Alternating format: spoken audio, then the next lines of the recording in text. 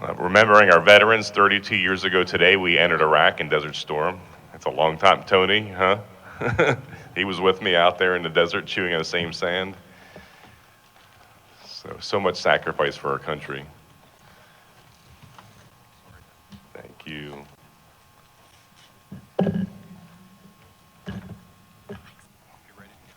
Okay.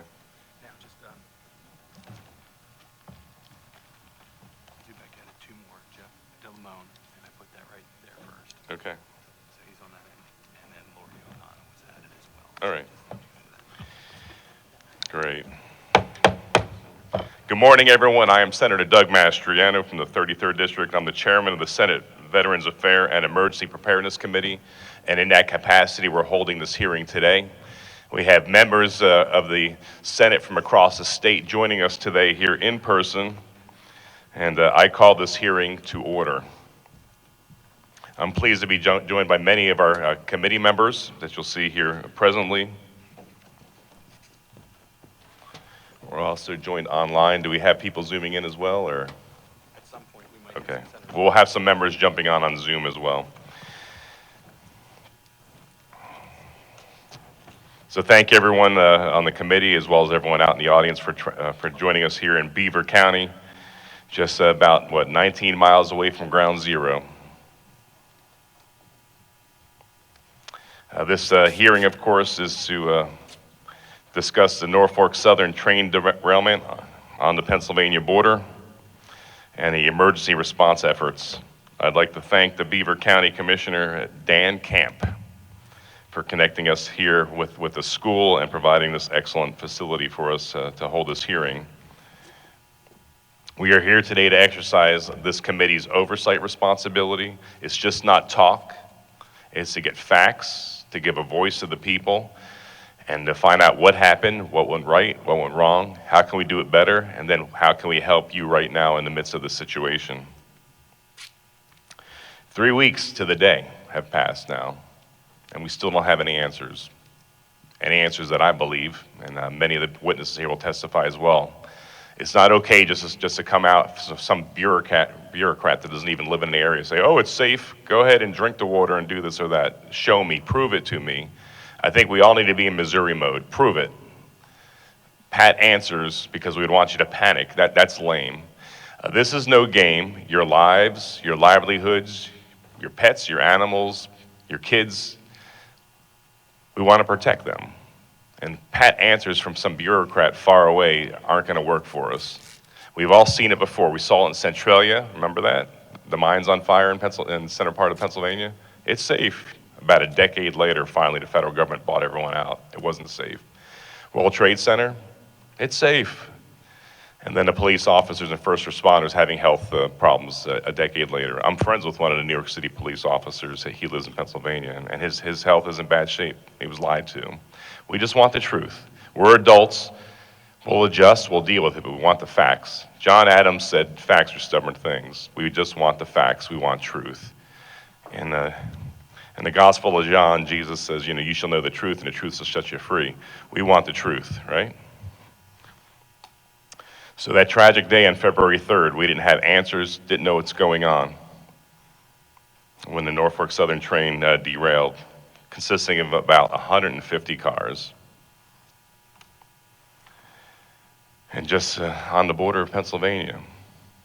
And that so-called controlled burn, how do you control a burn with that plume of toxic chemicals billowing into it? You can't control that. That wasn't controlled. That's Orwellian newspeak right there. Several of the cars carried at least 5 hazardous chemicals, including the cancer-causing vinyl chloride. Oh, it's okay. No, it's not. When the vinyl chloride was set on fire, it turned into phosgene. Phosgene was developed by the German Imperial Army in 1915, 1916 to kill Allied troops in the Western Front as a choking agent. When your throat is burning, that's the effects, I believe, of phosgene. It was designed on the Western Front to keep soldiers from putting their masks on, and then it was followed up by another chemical to kill them. So once again, Missouri, prove it to me that it's safe. I don't buy it. I was only on the ground with many of my friends here for 5-6 hours on Saturday, and only in 5-6 hours I felt the effects on my health. And you guys live there. You live here. Prove it to me. Prove it to me that it's safe. If your body is reacting, I'm looking at one of my friends here, she was just on with John Fredericks. You're having a rough time with your health. There's something wrong. Your body's not lying to you.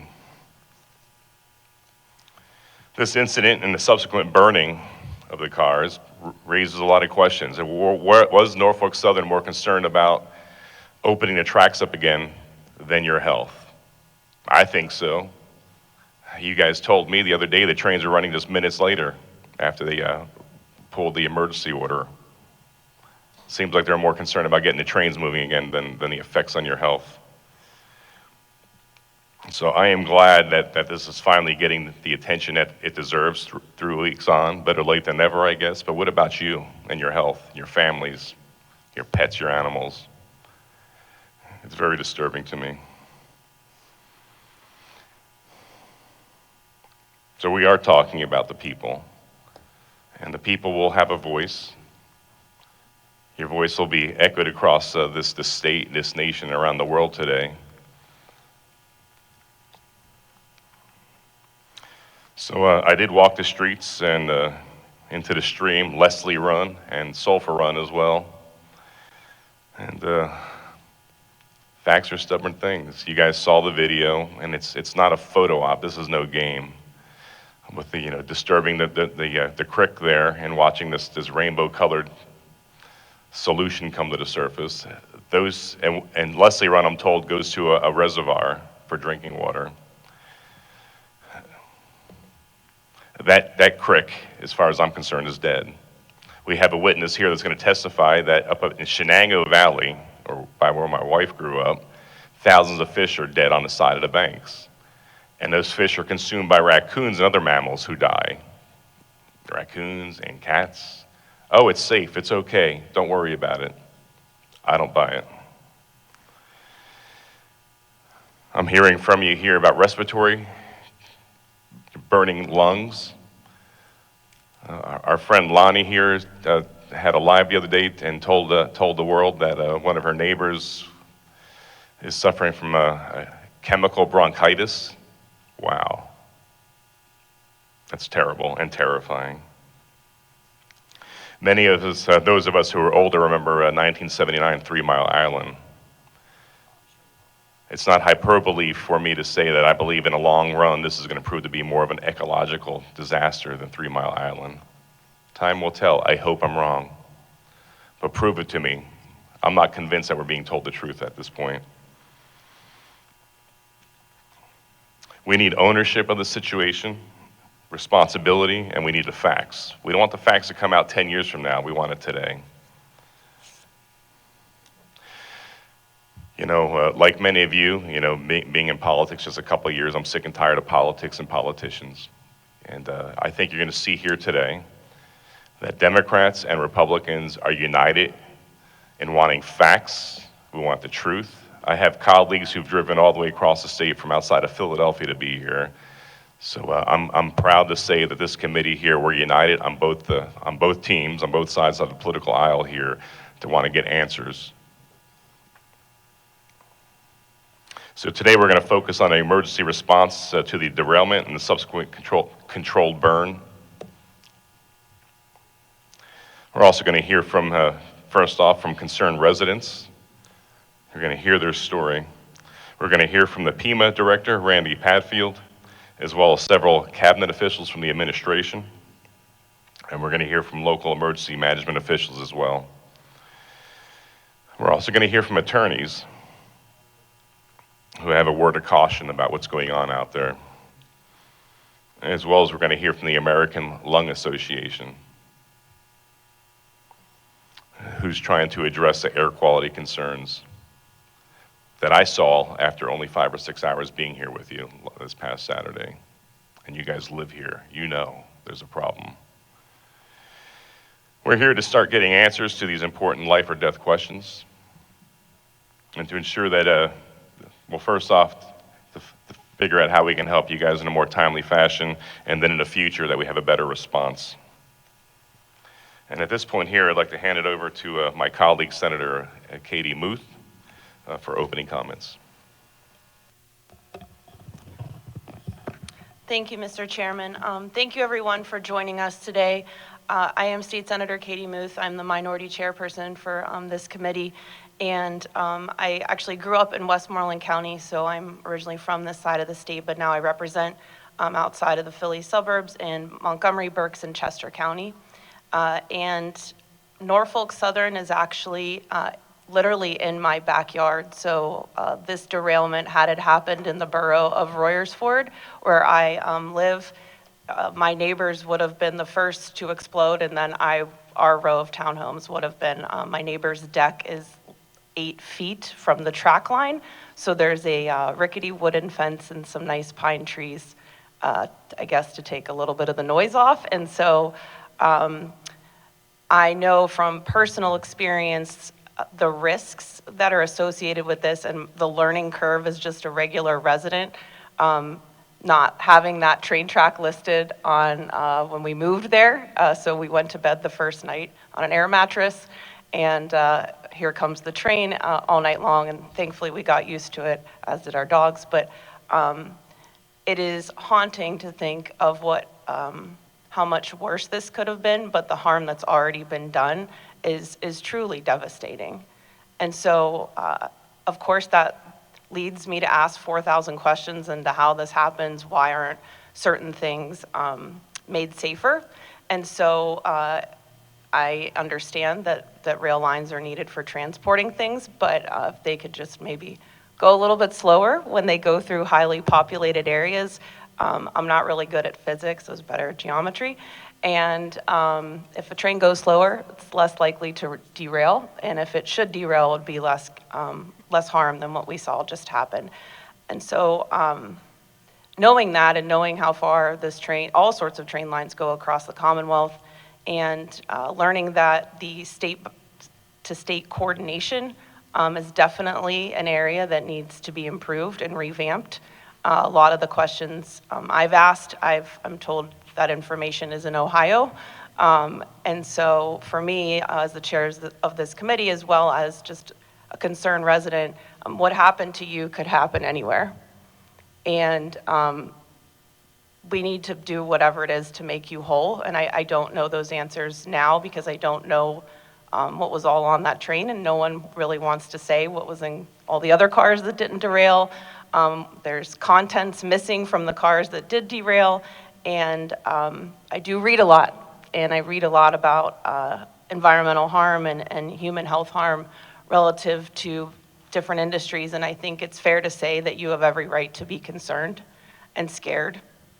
And I hope today at least brings a conversation that gets some level of answers, or where we need to go to get those answers. And let's be clear, this is a result of corporate greed, tenfold. Workers in the rail line industry were striking late last year, and if you read the headlines, all we heard about was paid sick leave, which I think they ended up getting 4 days or something ridiculous. They were also striking over safety regulations that have been rolled back. Decreased time for them to complete inspections, decreased staffing numbers, which makes any workplace less safe. And so they warned of this, right? And we've seen how many derailments since the one that just happened in your town. And there's over 1,000 that happen annually. And there's a lot of bought and paid for politicians who have refused to take the necessary steps to just keep us safe. And that has to end. And so not only should Norfolk Southern be held accountable, but you all deserve to be bought out and moved, is what you really deserve. I want each and every one of you to be somewhere safe with your family. So I hope today, I look forward to hearing from all of you, and thank you again to my colleagues who joined us from the other side of the state. We're happy to come out and hear from all of you. Thank you, Mr. Chairman. Thank you, Senator Muth. And what you just heard there is unity from the Democrats and Republicans. We do stand with you. And now you need action. And so we're hoping a resultant outcome of this hearing here is action and truth.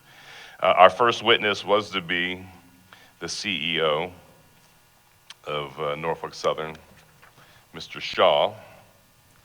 And as you see, we have an empty chair here. He declined to come to answer questions and to be held accountable. It was okay to go on a news station last night for a town hall.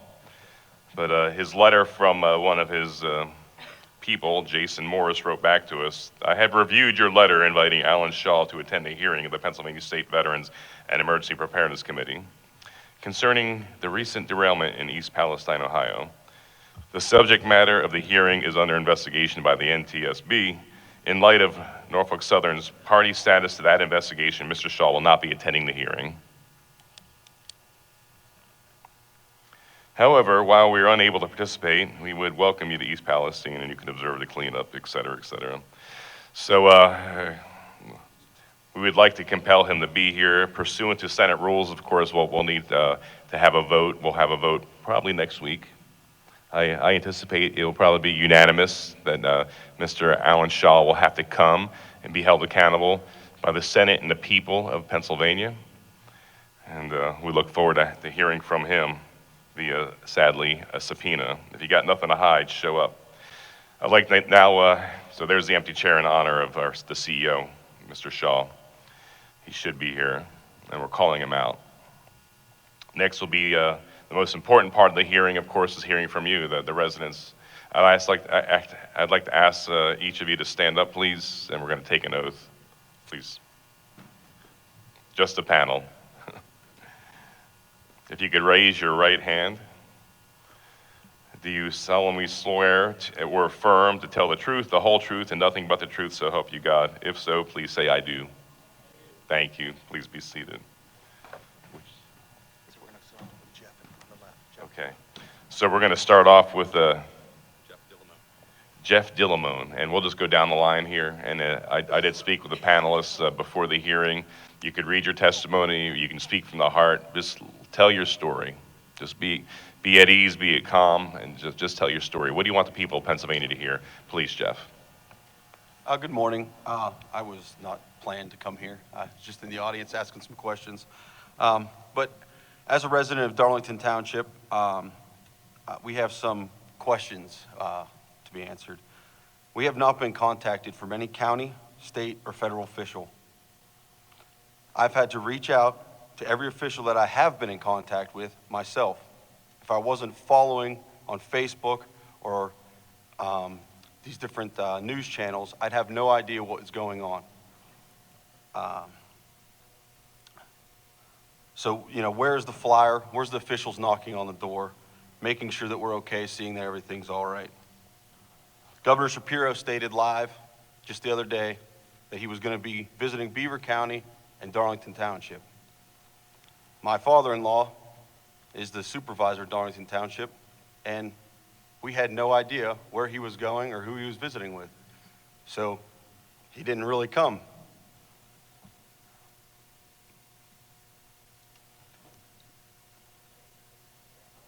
I was given the county commissioner office number to find out. I was trying to find out where he was going.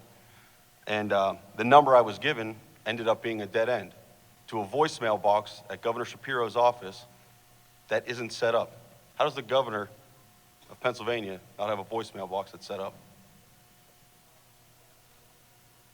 Since then, I've been in contact with Bob Casey's office, and they're working with us at our zip code at 16115 on Woods Run. We're being told from Norfolk that we're too far out of the evacuation zone, even though we were evacuated by the state police.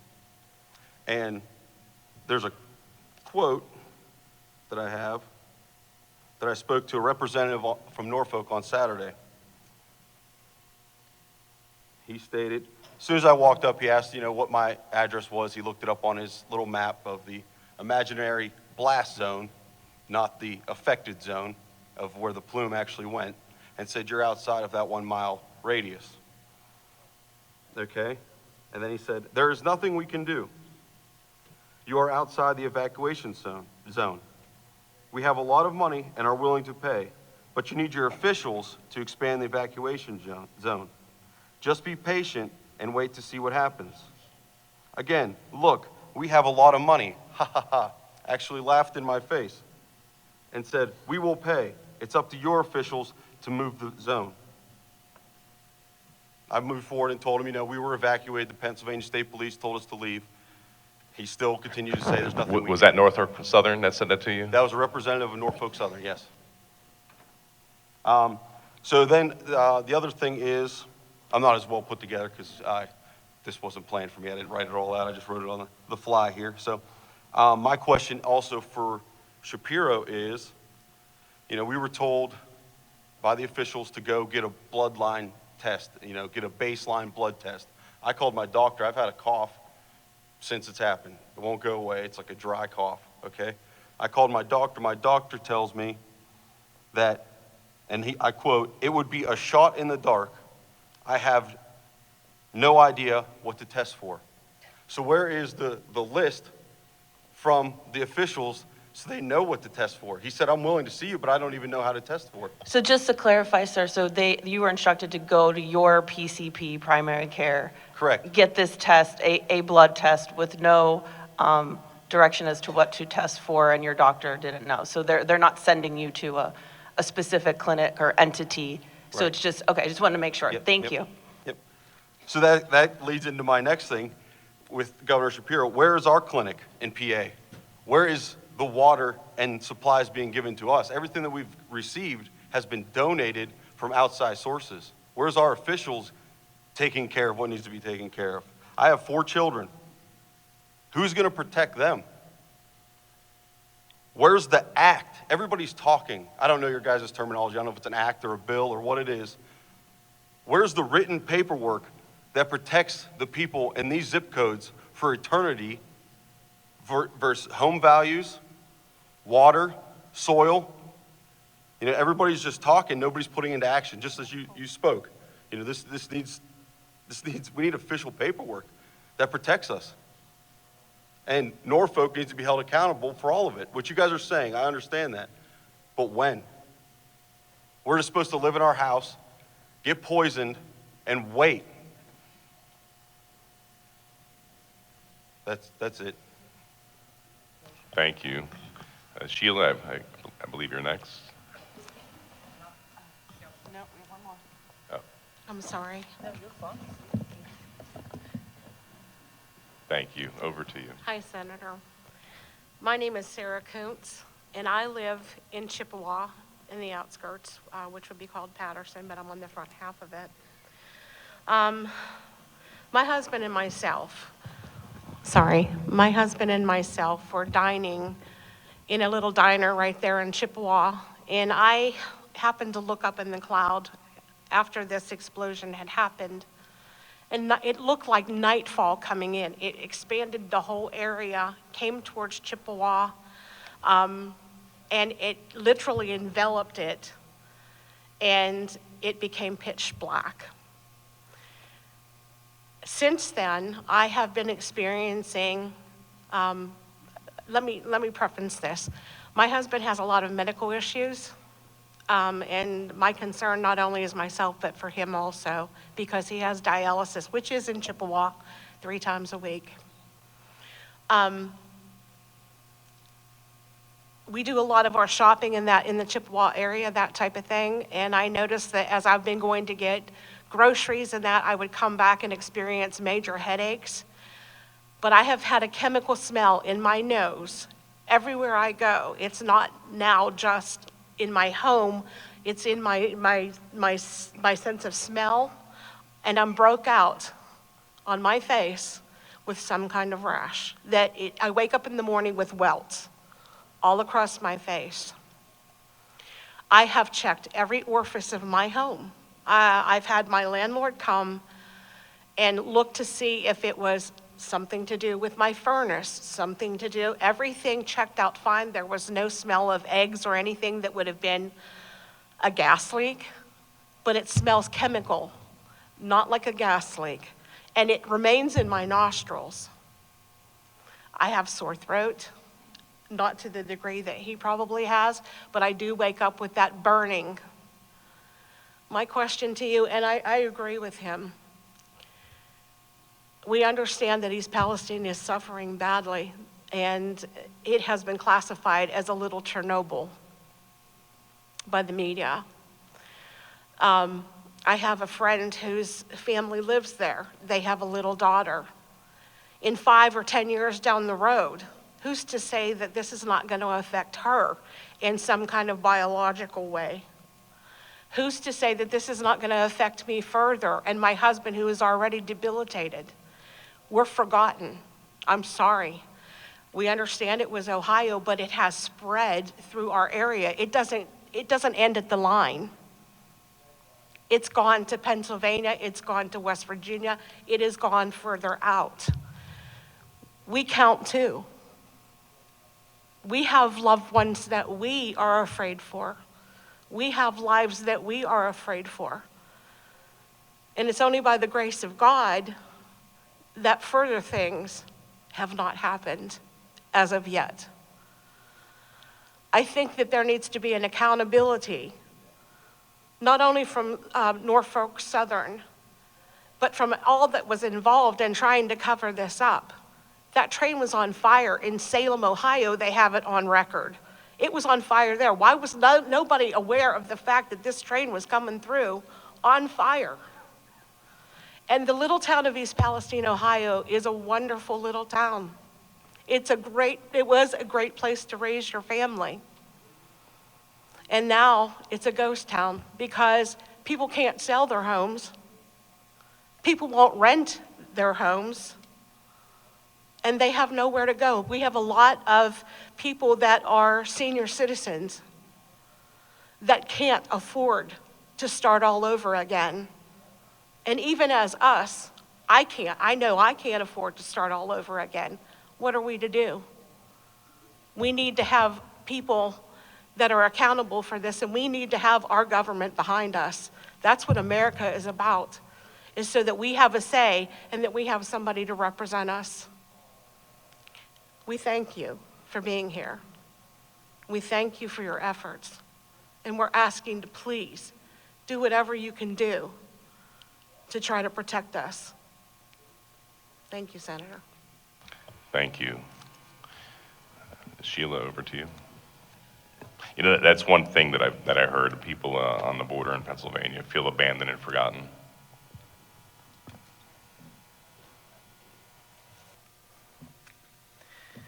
My name is Sheila Stiegler, a resident of Slippery Rock Township, Lawrence County, Pennsylvania. I live 16 miles northeast from the train derailment in East Palestine, Ohio. My family are modern-day homesteaders. We plant the land, grow our own produce, using heirloom and organic farming practices. We free-range poultry and then raise them for meat and eggs, as well as breed and raise a small herd of dairy goats. We support our local farmers and small businesses in our communities for goods and services we cannot produce. I am a wife, I am a mother, I am a grandmother. And in my home, provide childcare for my toddler and preschool grandchildren. My concerns are for the potential short and long-term effects on my family and the impact on our homestead after becoming aware of the derailment on Friday, February 3rd. As the seriousness of the situation developed, my concerns increased. Saturday night, while outside, I noticed a strange odor in the air. This unfamiliar odor brought even more concern and anxiety with the released information about vinyl chloride and the burning rail cars and what they potentially carried. Those chemicals were being released into the air and, dependent on the wind direction, could be carried over our land, saturate the air we breathe, and be deposited on any surface, living or non-living. We immediately put our livestock indoors to lessen the risk of any chemical exposure, as well as began destroying our eggs as a precautionary measure. To my disbelief, an online search for information and direction from our Pennsylvania elected officials resulted nothing. I was shocked to find our governor was not on location or addressing the impact on Pennsylvania. Communities of Pennsylvania residents were fearful. We were faced with uncertainty. We felt abandoned and on our own. While according to Governor Shapiro's Facebook page, Saturday, he was out of town hobnobbing at the Grammys with Smokey Robinson. Monday morning, February 6th, I phoned my local representative office and Governor Shapiro's office. Neither office could answer any of my questions. Governor Shapiro's office put me through to Pima. Their secretary took down my contact information, yet I never received a return call. That afternoon, for the first time, I saw Governor Shapiro during a press conference issuing a warning of the impending detonation and controlled burn of the hazardous rail cars. I took care of our livestock and remained indoors the rest of the day. As 0 hour arrived, I watched horrified live news coverage of the Ohio Chernobyl. The controlled burn created a fireball that burst into 100-foot flames and exploded, creating a mushroom cloud estimated to span 200 miles, what we now refer to as the plume. My focus turned to monitoring wind patterns and air quality readings. I was afraid. The following morning, my worst fears were confirmed. At 10:30 a.m., the wind changed direction, blowing the plume directly over our area. Our air quality spiked, more than doubling, as reported from the Newcastle monitoring station. Later that night, I walked out of our barn, noticing tiny particulates like fine ash floating down through the air. In the words of Sir Isaac Newton, what goes up must come down. According to the National Oceanic and Atmospheric Administration, or commonly referred to as NOAA map, of their hypersplit model, particle cross-sections, particle positions, and the number of particles plotted for February 8th, 2023. Here's a copy of the map. I'm sure you've all seen this.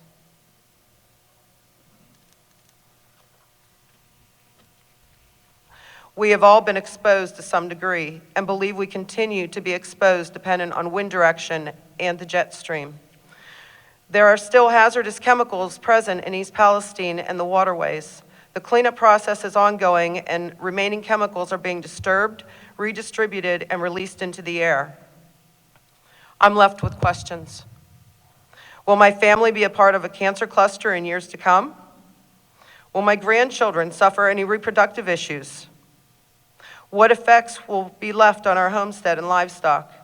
Is our milk, our eggs, our meat safe to consume? Will my kid goat, soon to be born, suffer any adverse effects?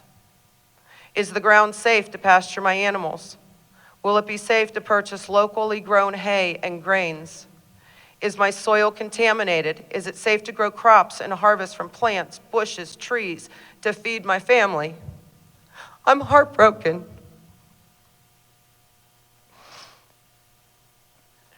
Wednesday, February 8th, my husband and I developed sinus congestion, sore throat, and a cough. My dog for 2 days had intermittent shivers and a cough. Vinyl chloride at that point was detected hundreds of miles away in the Ohio River. I heard reports of dead aquatic life and animals around the East Palestine area and beyond its borders. I began to question the safety and effects on our food supply chain from an area that is predominantly sprawling, rural farmland dotted with small towns and villages. I contacted a dairy processing plant near the border of Ohio who receives milk from dairy farms around East Palestine and the waterways in and along the Ohio River. I spoke with their lab chemist and they shared my concerns. They informed me they were a micro lab and not equipped to test for the chemicals I mentioned from the EPA report. That type of testing was under the jurisdiction of the Department of Agriculture. To their knowledge, the Department of Agriculture was following the lead of the Food and Drug Administration.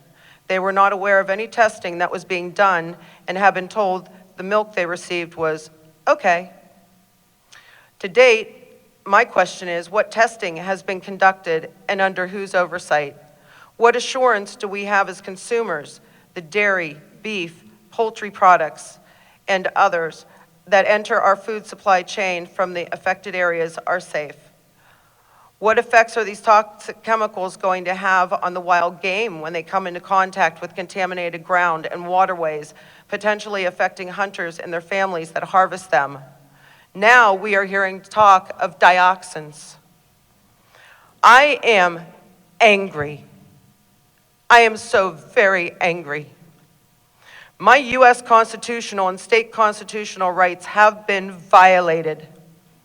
The Constitution of the Commonwealth of Pennsylvania, Article 1, Section 27, Natural Resources and the Public Estate, I quote, "The people have a right to clean air, pure water, and the preservation of natural, scenic, historic, and aesthetic values of the environment.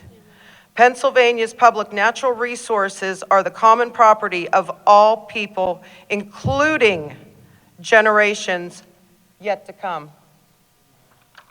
As trustees of these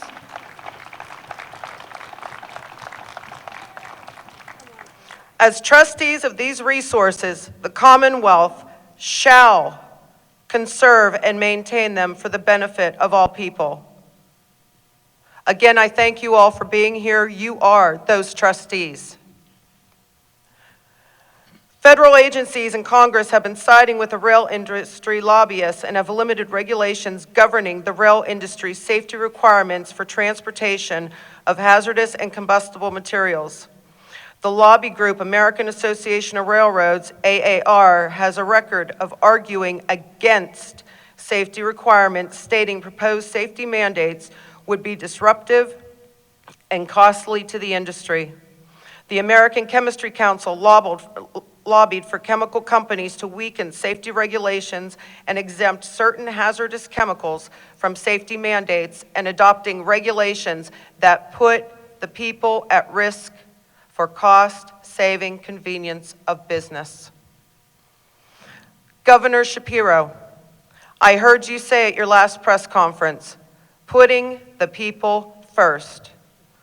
Are you going to allow the transportation industry to continue with cost-cutting, profit at all cost business practices? How firmly are you prepared to hold Norfolk Southern and the lobbyists accountable for the role they played in violating Pennsylvanians' constitutional rights? As a trustee of Pennsylvania's resources, Governor Shapiro, how are you going to restore them to the citizens of Pennsylvania? Thank you. Thank you. Mr. Dunn.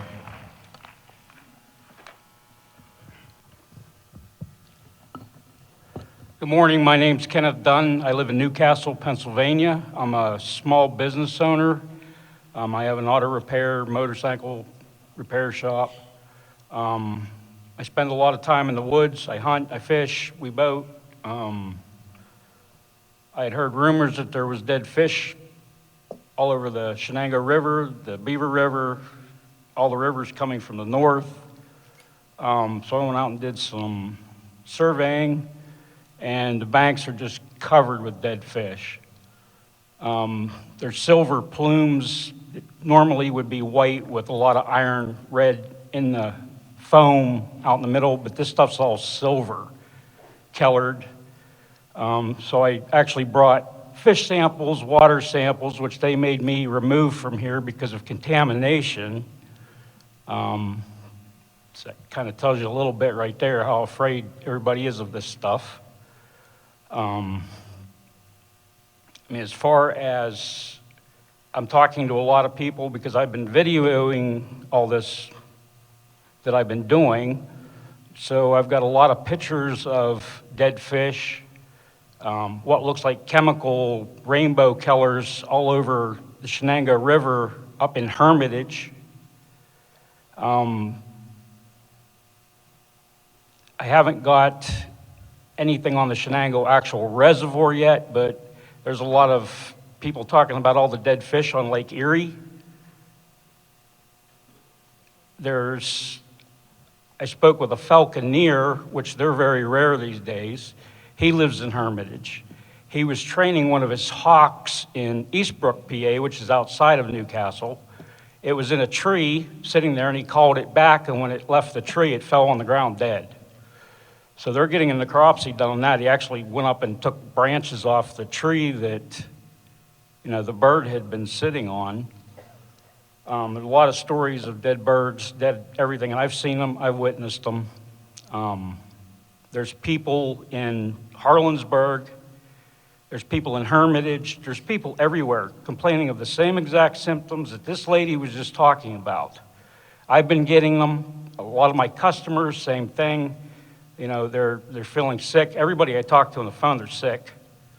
I was in Palestine yesterday for about 4 or 5 hours. My throat's burning, my nostrils are burning, my face is burning. I feel like I have a rash on my face. I got up this morning, I couldn't hardly open my eyes. So just imagine the people that are in the middle of that all the time. You know, and this thing's just, me personally, my thought on it is just this massive amount of cover-up that they're trying really hard, because everything you see on the news, everything you see everywhere, East Palestine is fine. Therefore, everything around it is fine. The EPA come out and said, East Palestine's fine. There's a bottled water company in East Palestine, Ohio, that bottles water.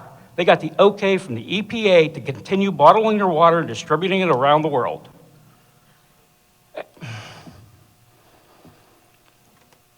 They're saying all this stuff's in Kentucky. This is way bigger than anybody's wanting to admit. I mean, the effects are out there, the animals dead out there. So, you know, this summer, are we gonna be able to go boating? We're gonna go fishing, plant our food, hunt the animals? What's gonna be left? The animals are dying. Fish are dying, everything's dying. And I'm imagining the next few months, there's gonna be a lot of reports of a lot of dead animals being found out in the woods and so on. But I'm gonna try to keep it short so people can go a little longer, but thank you for your time. Thank you. Just so you know, so obviously we're trying to broadcast this on social media platforms, and Facebook just shut us down, this live feed. So we're going to record. The Senate is here recording this here, and we'll get it posted for posterity's sake. But any of your family members, friends, or other concerned residents have been cut off. Yeah, I guess. Yeah, or live. Okay, thank you. So next we're going to hear from Miss Ashley Bennett. Please, over to you. Hi. I just want to ask, are we not allowed to display his fish in the water that he brought in? I'm not opposed to that.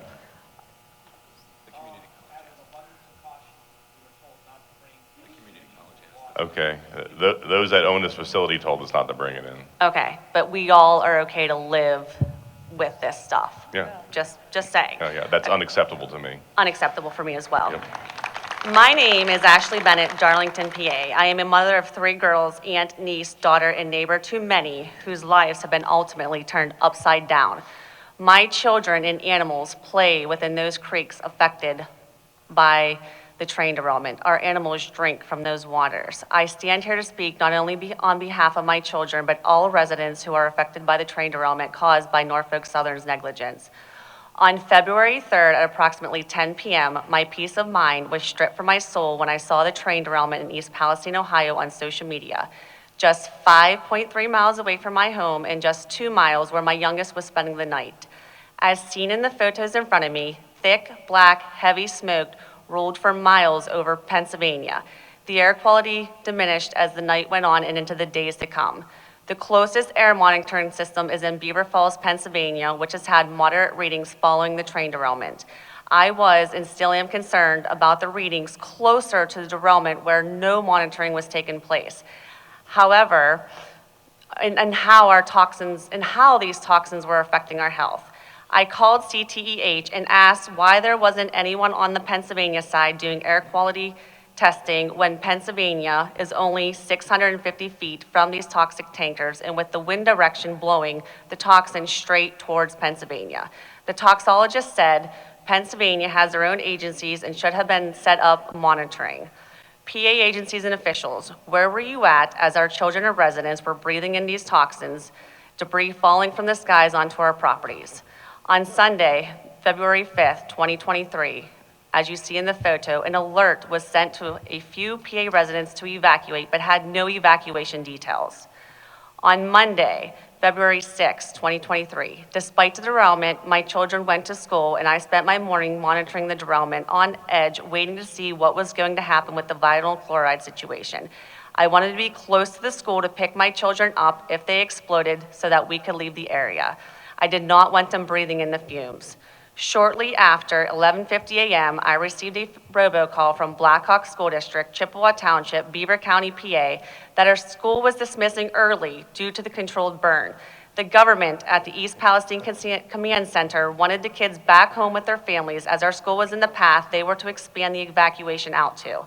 There was no guidance or instructions from any PA agencies or officials as to who should evacuate, where should we evacuate to, yet they just asked our school to evacuate 2,100 students. Different graphs were being posted over social media and how many miles out should evacuate, yet all PA and close by residents in 16115, 16120, 15010 were left to defend for themselves, as there still was no direction from PA agencies or officials. Due to the lack of information and direction, I immediately left the area with my children and animals and headed north to stay at the Hampton Inn in Grove City. I figured I was 28 miles out, and with the way the wind direction was blowing the past couple of days, was our best option. The anxiety that took over my body, fearing for the unknown, I feared for the safety of the residents, the first responders, everyone involved. I was mad and angry that there was no direction from our officials and our government. The residents were left to breathe in these toxins as if it was just an ordinary campfire on a summer night roasting marshmallows with the family. Tuesday, February 7th, 2023, Norfolk Southern said the controlled burn was a success, despite the flume that spread out for miles over Pennsylvania. We cautiously returned home around noon, staying indoors for the rest of the day. Throughout the day, I would watch the live feed on Cardinal Welding, located at 895 East Taggart Street, East Palestine, Ohio, to monitor what was happening at the controlled burn site. During the day, things seemed calm and there was no visible fire. To my horror, at nightfall, I witnessed the site of the controlled burn once again lit up with black smoke and fire, as seen in the photos in front of me. Thick black smoke roaring towards Pennsylvania line once again. I was furious at Norfolk Southern in the command center, Pennsylvania agencies and government, that I returned home with my children and pets. I would have stayed north in Grove City had I known they were going to burn and release more toxic gases into the atmosphere while everyone would presume to be sleeping. Over the past 20 days, I've experienced anxiety, chest pains, rashes on my face and neck, as you can see in the photo in front of me. My daughters fear using our water, thinking she's going to die, which lasted weeks and got to the point I had to take her to the doctor. The doctor wanted me to medicate her through this rough patch. My children suffered headaches, nausea, and lightheadedness. 2 of them missed school over these symptoms, and I had to pick one of them up from school, being sent home with these symptoms.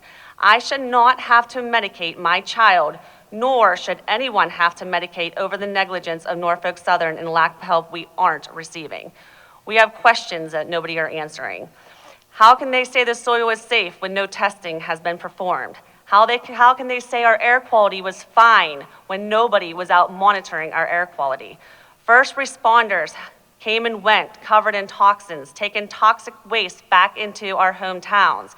Our Girl Scout troop uses Darlington Township municipal building, and we were told it was safe to come in, yet I was told by a firefighter that they washed their trucks, which ignited the fumes off their trucks. They all got sick. The EPA came down, tested the building, and there was residue that was released into that building, yet our Girl Scouts got the okay to use that building. I am not happy about that. Why was Route 51 closed 5 miles back to State Route 168, inconveniencing both business and residents of PA, but yet isn't including in Norfolk Southern inconveniences? Norfolk Southern continues to use PA roads to truck the toxic wreckage through our community, and yet residents are not being helped. Who is going to ensure that our land isn't going to lose value over the negligence of Norfolk Southern?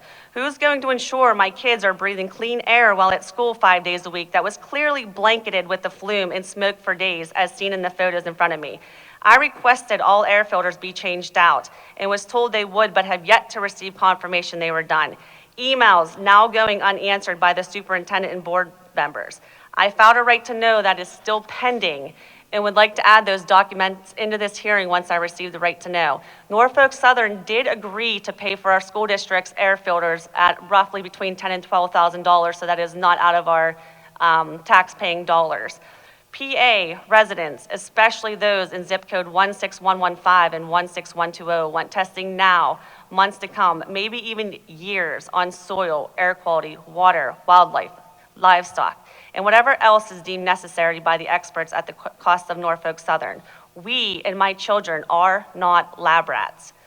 We ask our government to invest in our own people and environment and to ensure not only the location of 1020 East Taggart Street, East Palestine, Ohio, 44413, but all soil and water that was affected be cleaned up properly and entirely sooner rather than later. After all, PA is roughly just 600 feet away, and there is no wall between us and Ohio.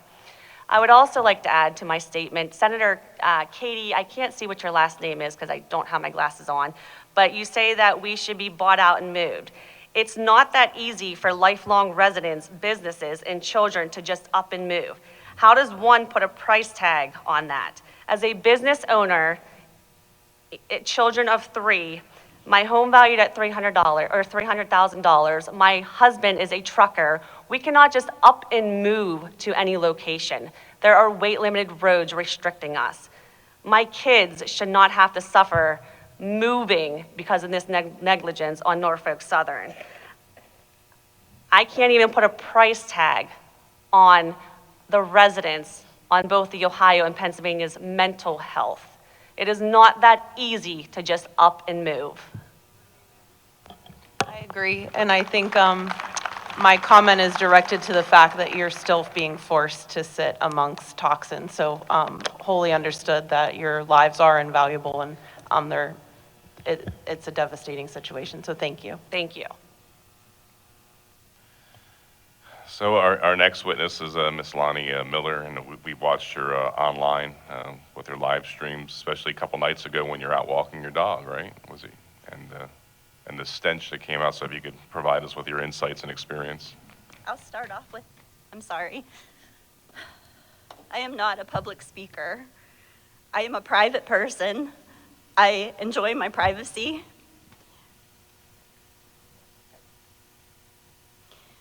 My name is Lonnie Miller, and I live in East Palestine, Ohio with my family, my husband and my son, and we have lived in our home for almost 30 years.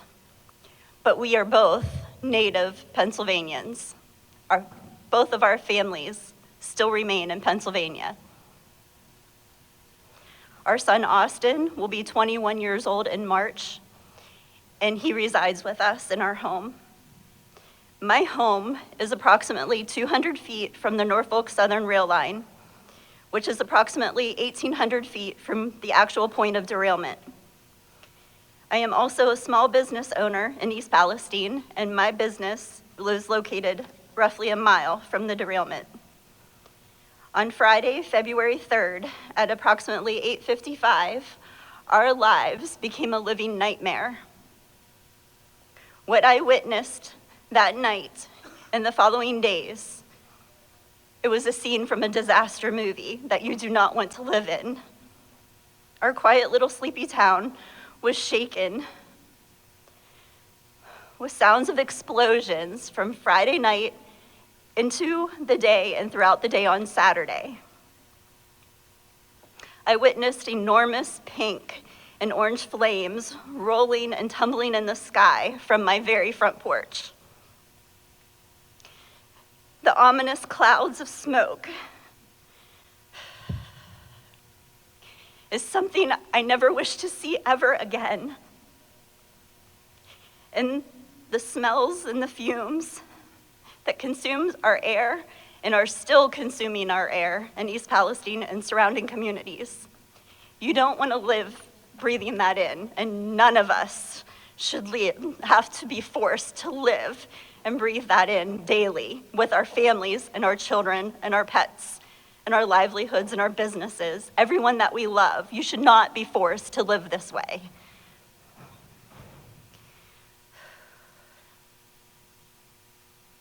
Sorry. I'm so sorry.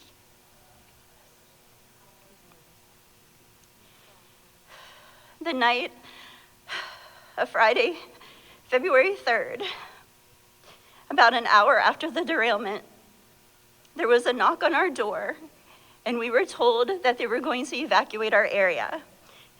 So many families live paycheck to paycheck in East Palestine. They have no finances to just be able to pick up and go and find a hotel room or find a place to stay. So many families and friends that I know personally, they could not afford to do so, so they sheltered in place. They had no other choice. They had to stay in their homes and shelter in place. Around 6 a.m. on Saturday morning, February 4th, there was a press release that stated the air was fine and that they were battling the fires. And we were also told, if you could not leave your home, shelter in place. And at the same time, we were told that the EPA was monitoring our air and it was showing no health risks. On Sunday morning, February 5th, the Sheriff's Department began going door to door asking for head counts of who was still in the evacuation zone. We were told that there was a possibility that Norfolk Southern will have to have a controlled burn, and that's how they were going to control the tanker that was unstable. Living in pure panic and anxiety and anguish, you just don't know what to do. You do not know what to do. You don't know who to trust. You don't know where to turn to. So my family and I turned to media, social media, TV. We kept waiting for those press conferences and breaking news, East Palestine, Ohio, train derailment. There was nothing. We were relying on social media to know what was happening in our own backyard.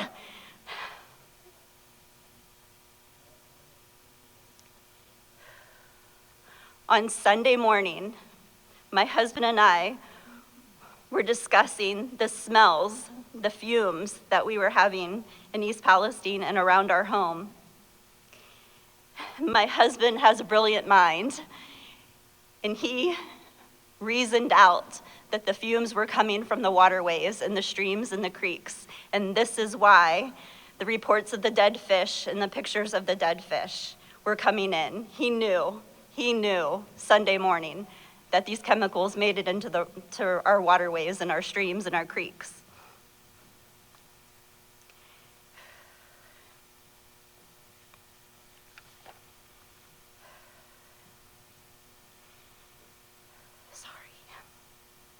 We just decided to evacuate following the announcement made by Governor DeWine due to the catastrophic failure of one of the tankers containing vinyl chloride, and there was literally no place for my family to go. We looked and searched for hours. Hotels were booked for miles. The closest hotel that we could locate was over an hour away. How do you just uproot your entire life and move to a hotel an hour away?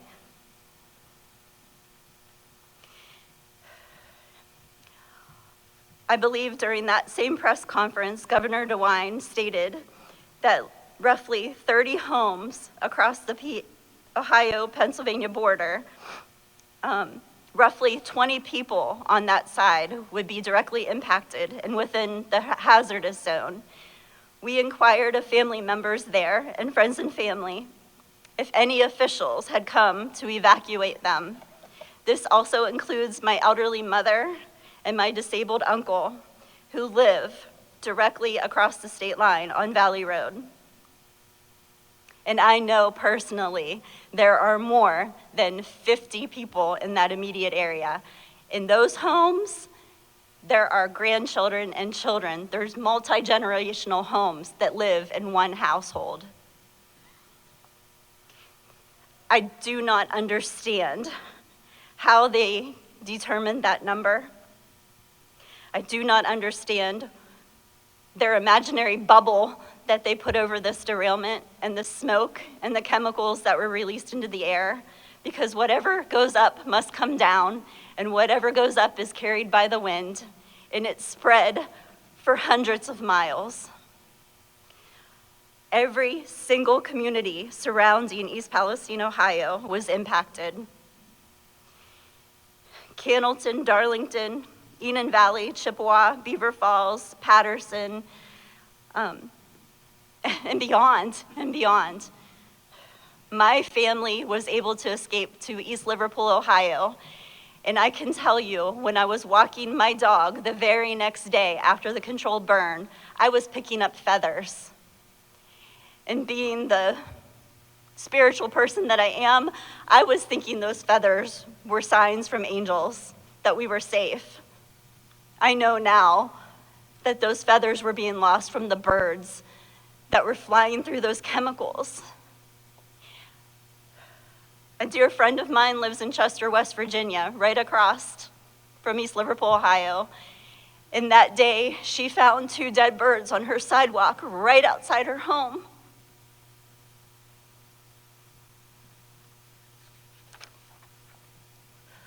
From the night of Friday, February 3rd until Monday, February 6th, there was 0 contact and 0 guidance from Pennsylvania state and federal officials to help my family. There was 0. No one came to help my family. No one came to help my mom. She lived underneath that chemical cloud. Friday night, as soon as that train derailed, those chemicals were being released into the air. There were explosions all night long, from Friday night through the day Saturday, throughout the day, Saturday afternoon into Saturday evening, because I heard them with my own ears.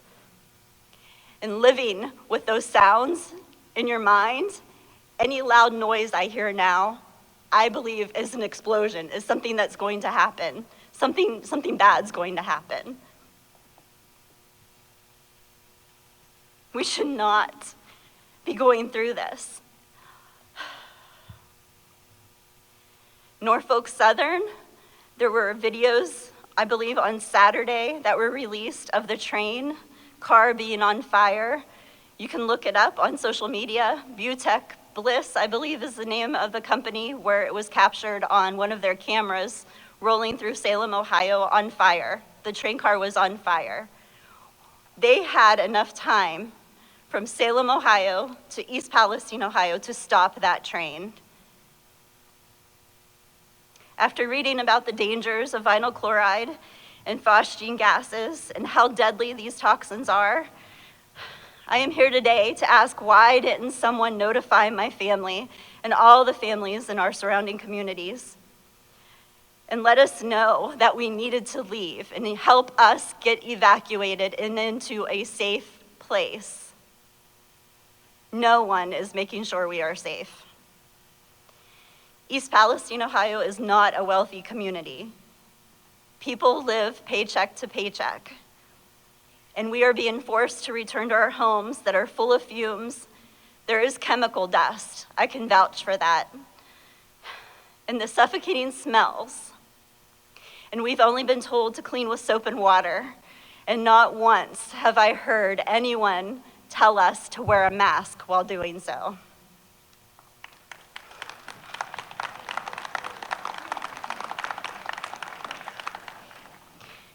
We are being told that our air quality is safe,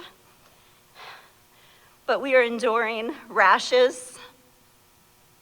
One of my very best friends has been diagnosed already with chemical bronchitis because she lives right next to the creek that they are constantly churning that water and releasing the fumes into the air, and her home is right there. She has no money to move. She has no finances to move. Where is our government helping these people get out of those homes so they do not have to live there?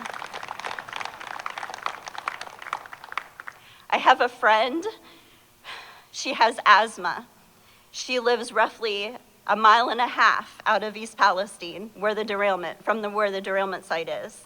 She recently had knee surgery, and she cannot return to her own home that she has worked her entire life for to recover. She is recovering in her mother and father's house over in Cranberry, PA. She can't return to her own home because of the fumes and the smells. I have another friend who is in healthcare. Her face has been swollen for the last week and a half. She is embarrassed to leave her home, but yet she can't, she's forced to live in her home. She's embarrassed to leave her own home because of what she's experiencing, but being stuck in her home is what's causing it to happen to her. I myself have experienced the burning eyes, the lips, and the dizziness when I'm trying to clean, and I am breaking out in a rash on my face and my cheek. This has started within the last 2 days.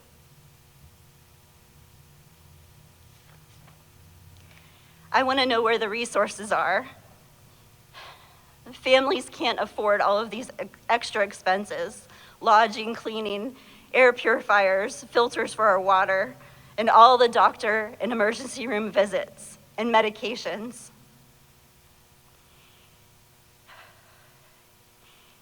And I just want you all to imagine how it felt, how it would feel for you to watch Norfolk Southern build the track in front of your home when you know that it's still burning down the track, but yet they're building new sections of rail right in front of your home hours after the derailment. Norfolk Southern is a multi-billion-dollar company that caused this disaster. They could have prevented it. There are no excuses. We, the people, were forced to evacuate our homes. And we're probably going to be forced to give up everything that we've worked our entire lives for. The home that you raise your family in, your children. I want to ask why Norfolk Southern was so busy assembling those rails to get their track moving. Why were they not putting plans into place and mitigation efforts to control the chemicals? Why were they not damming it up somehow to prevent that from getting into our waterways and the chemicals getting into our waterways? They were using all of their resources and their money to get their rail reassembled so they could move that train through as soon as the evacuation order was lifted. Trains rolled through our town while fires were still burning. Families were still away from their homes. All they cared about was getting that train moving down those tracks. They did not care about us. And I'm asking you today to find out why we have been failed repeatedly over and over. We just want to be heard. There are so many stories that I could tell you. Being a mom, living in East Palestine for 30 years, being a small business owner, I know a lot of people. And when you know that there was an elderly gentleman, he's roughly 70 years old, and he breaks down on the sidewalk crying because everything that he's worked for in his entire life, it's gone. It's gone. We just want some answers, okay? And we're really hoping that you guys can help find those answers for us. Thank you. Thank you, Lonnie. Kristen, Katie, thank you for chauffeuring around this past weekend. I remember when we were down at Leslie Run and you said, don't lick your lips, and I did, and you could taste that metal on your lips. I mean, it's terrible. It's a bad situation. So, Mr. Wells, if you can kick off with your testimony, or Katie, whichever of the two you want to go.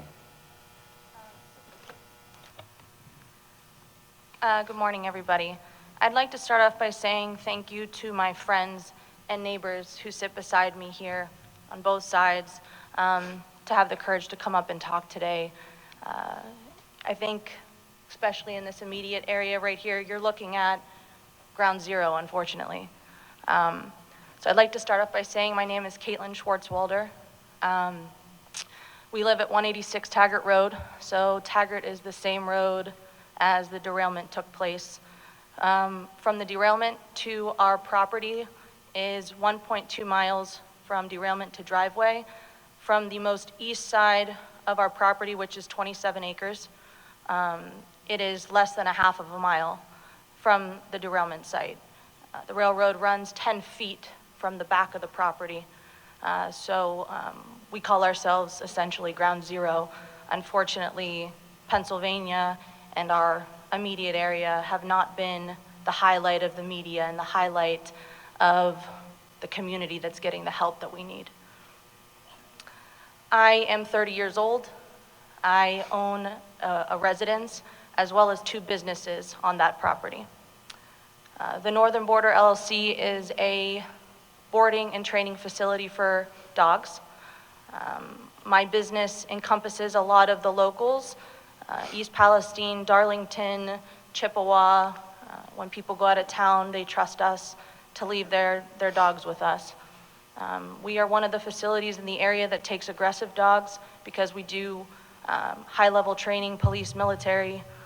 So we are very familiar with aggression and aggression-type dogs. That business has now been closed. That business is, because of the destruction in the immediate area and my clientele, that business will never reopen. We also have one of the top Doberman breeding kennels in the country. Von Schwartz Doberman Kennel is a business that I started at 18 years old. I've been doing this 12 years. We're the home of 5-time national champions, and unfortunately, our dogs were there and exposed to these things.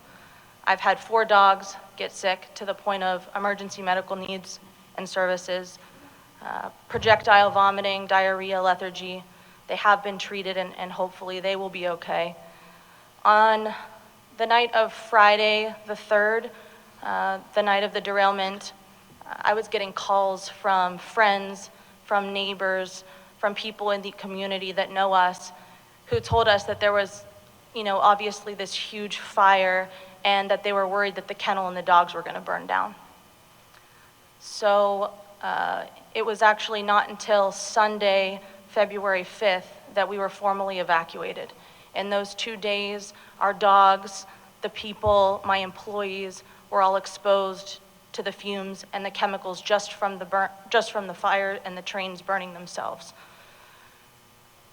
We opened up our kennel for people who had been evacuated that didn't have a place for their animals to go, so we offered for them to bring their dogs to our facility at no charge, of course. So at that point, we had just around 40 dogs on premises when we were evacuated.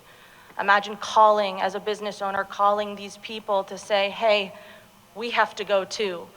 You need to come and get your dogs and find a place for them because unfortunately we can't keep them any longer. As of Sunday evening at 8 p.m. is when we started to evacuate both businesses and evacuate our home. We ended up leaving with 30 dogs, and luckily, by the grace of God, we have family in the area. So we evacuated 15 miles away to a family's private residence with 30 dogs. We've been living in their basement with 30 dogs. The environment is unsafe for animals. It's very, very close to a main road.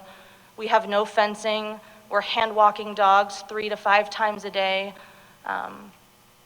It's less than ideal, but for me, being the animal lover and animal advocate that I am, we are still evacuated and we are not going back. If I have to live in a basement, if we have to put, our livelihood at risk, or our livelihood, aside to live this way, we're gonna do that. One of our first encounters with Norfolk directly, we had called them about, having them come and test the air and the water. I asked specifically if it was an independent laboratory. They had assured me that it was. We had met with the agency that came to our house, CTEH, and specifically asked them if they were an independent agency.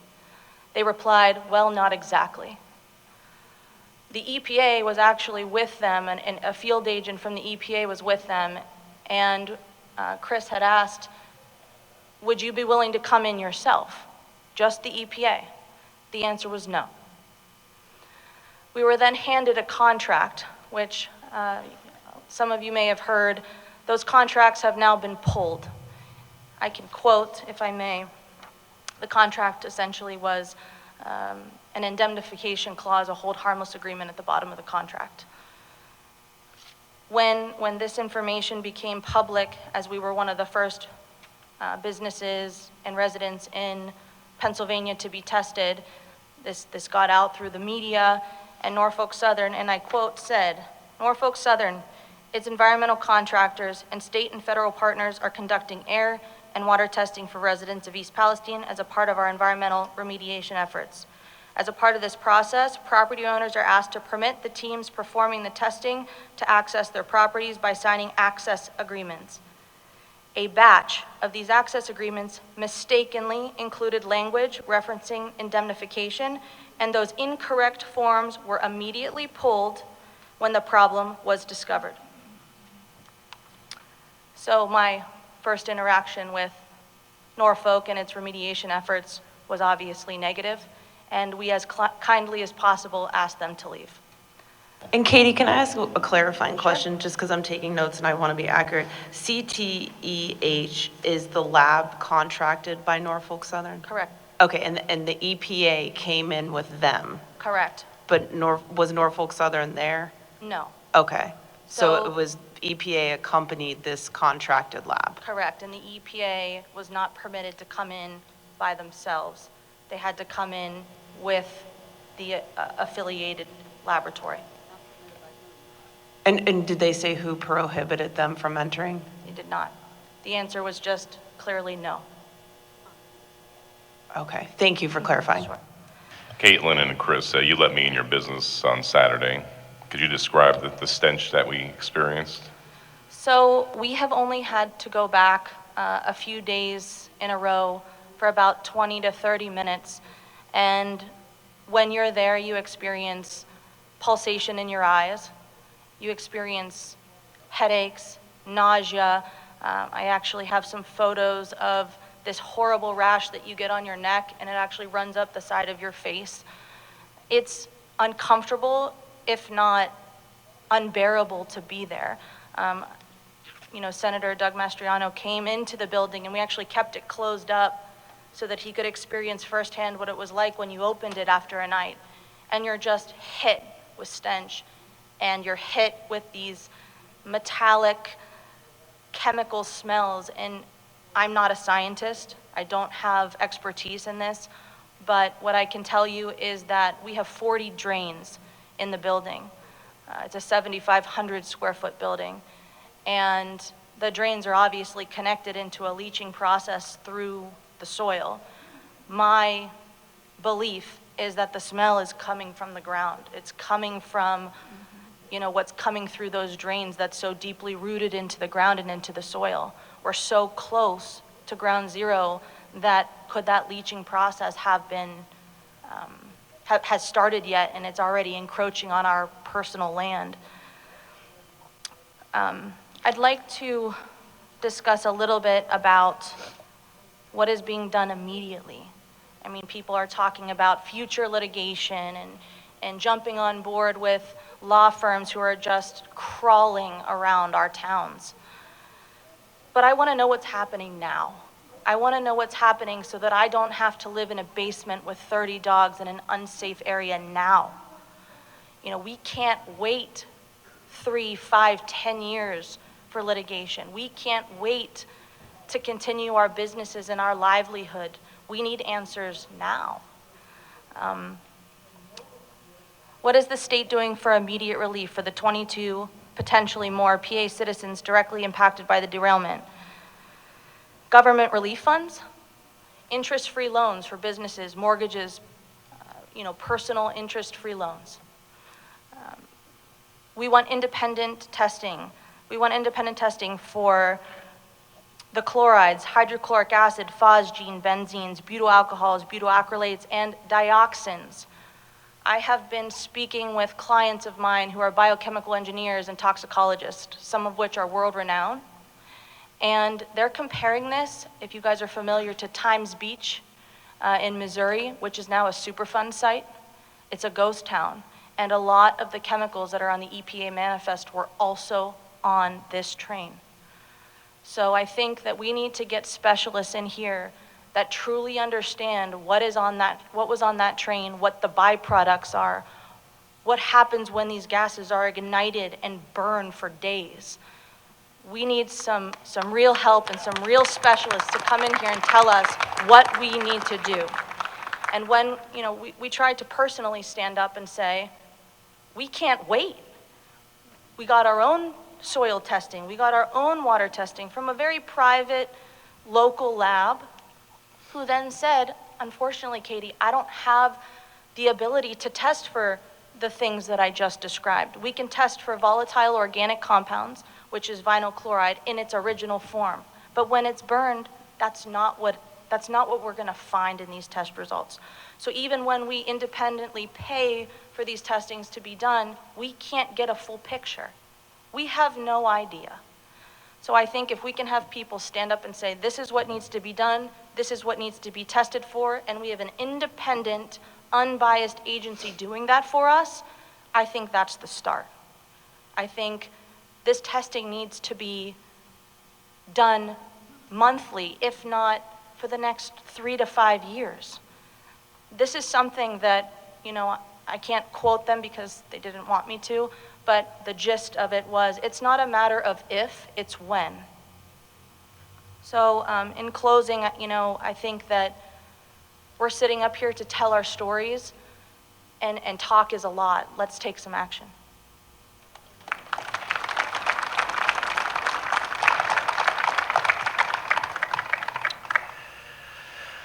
Hi, Chris Wells, live on 186 as well, citizen in the evacuation circle of East Palestine.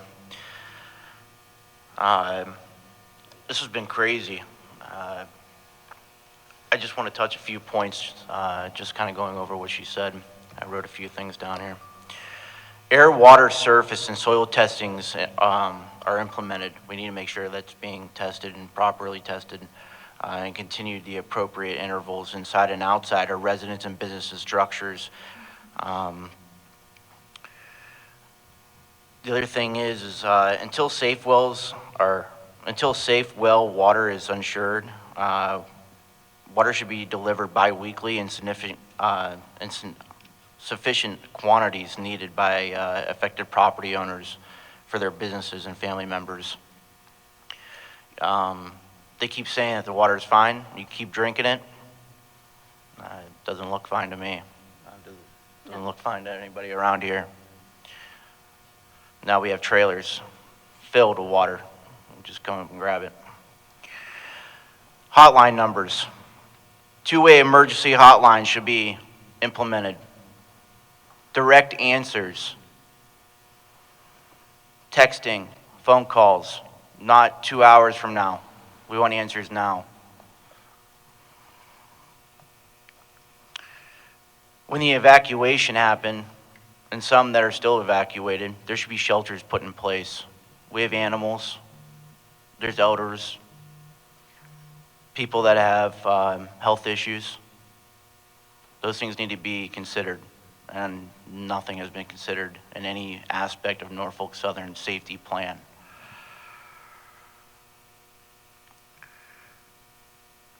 We talk about property values, abatements of property taxes. We have no idea what our property values are now. They just plummeted. So thank you, Norfolk Southern. Everything that we have worked hard for, businesses around property, things that we have done to our homes to make sure that we can up our property values are now diminished. Medical treatment facilities we should have trained professionals inside these facilities with people that have these rashes or having these headaches.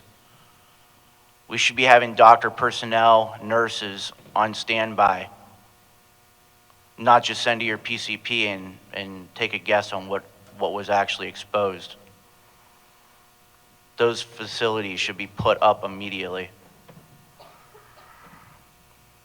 A clear statement of what Norfolk Southern is prepared to offer of harmed property business owners of their costs, reimbursement of temporary relocation costs. Certain businesses and family matters and members established maybe per dam. We talked about, Caitlin talked about interest-free relocation loans up to 1 million for families or businesses, interest-free until the settlement or a verdict.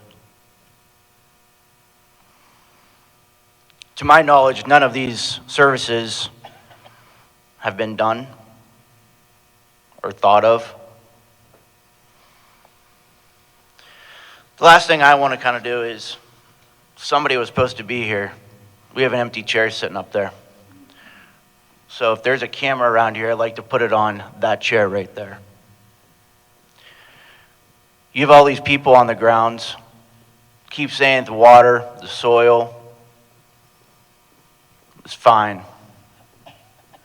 I invite you to my home.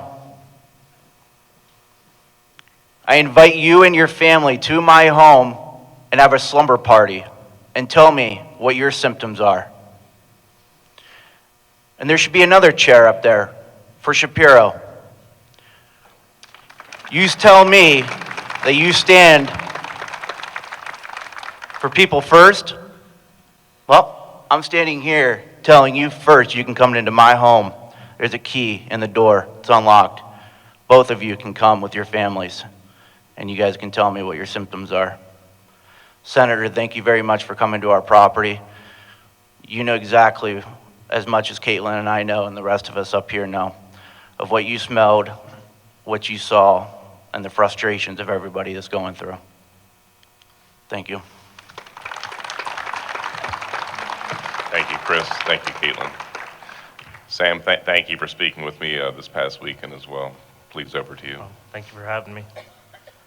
On February 3rd, at approximately 9:30 p.m., I received a phone call from my neighbor, John Kent. He feared for our neighbor because he thought his house was on fire. John could see a large orange glow and heavy black smoke flowing over his field. I quickly jumped in my car and headed to John's house. Before I exited the driveway, I could see a massive orange glow with flames visible over the treetops. I realized this is much more than a simple house fire.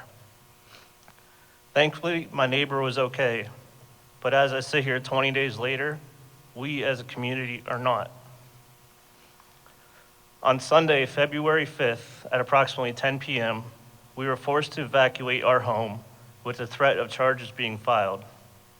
We quickly packed what we could and left for family outside of the hazardous zone, leaving behind 26 chickens, 5 ducks, 2 dogs, and a cat. This caused a great deal of stress for my family. Our children had to miss school, preschool, and my wife, who is a traveling hospice nurse, was unable to retrieve her scrubs and necessary items to do her job effectively. On Wednesday, February 8th, we returned home once the evacuation orders were lifted. We went home out of necessity to the home we created out of blood, sweat, tears, and love. I do not have the financial luxury of picking up and moving my family to a safer place. Tomorrow, February 24th, my wife will make me the proud father of 4 beautiful children. I can't help but be terrified of what we will be bringing our newborn son Jackson home to. I fear for the long and short-term effects this disaster may have caused. I, like the others speaking here today, have made countless phone calls, left voicemails, messages with staff members, and have received little to no response. I've been told numerous times that we simply are not a priority to have our air or water tested. I was told by a staff member of my local congressman that the accident happened in Ohio and we're just gonna have to wait our turn. I'm sorry, ma'am, but that giant black cloud of smoke over my home paints a different picture.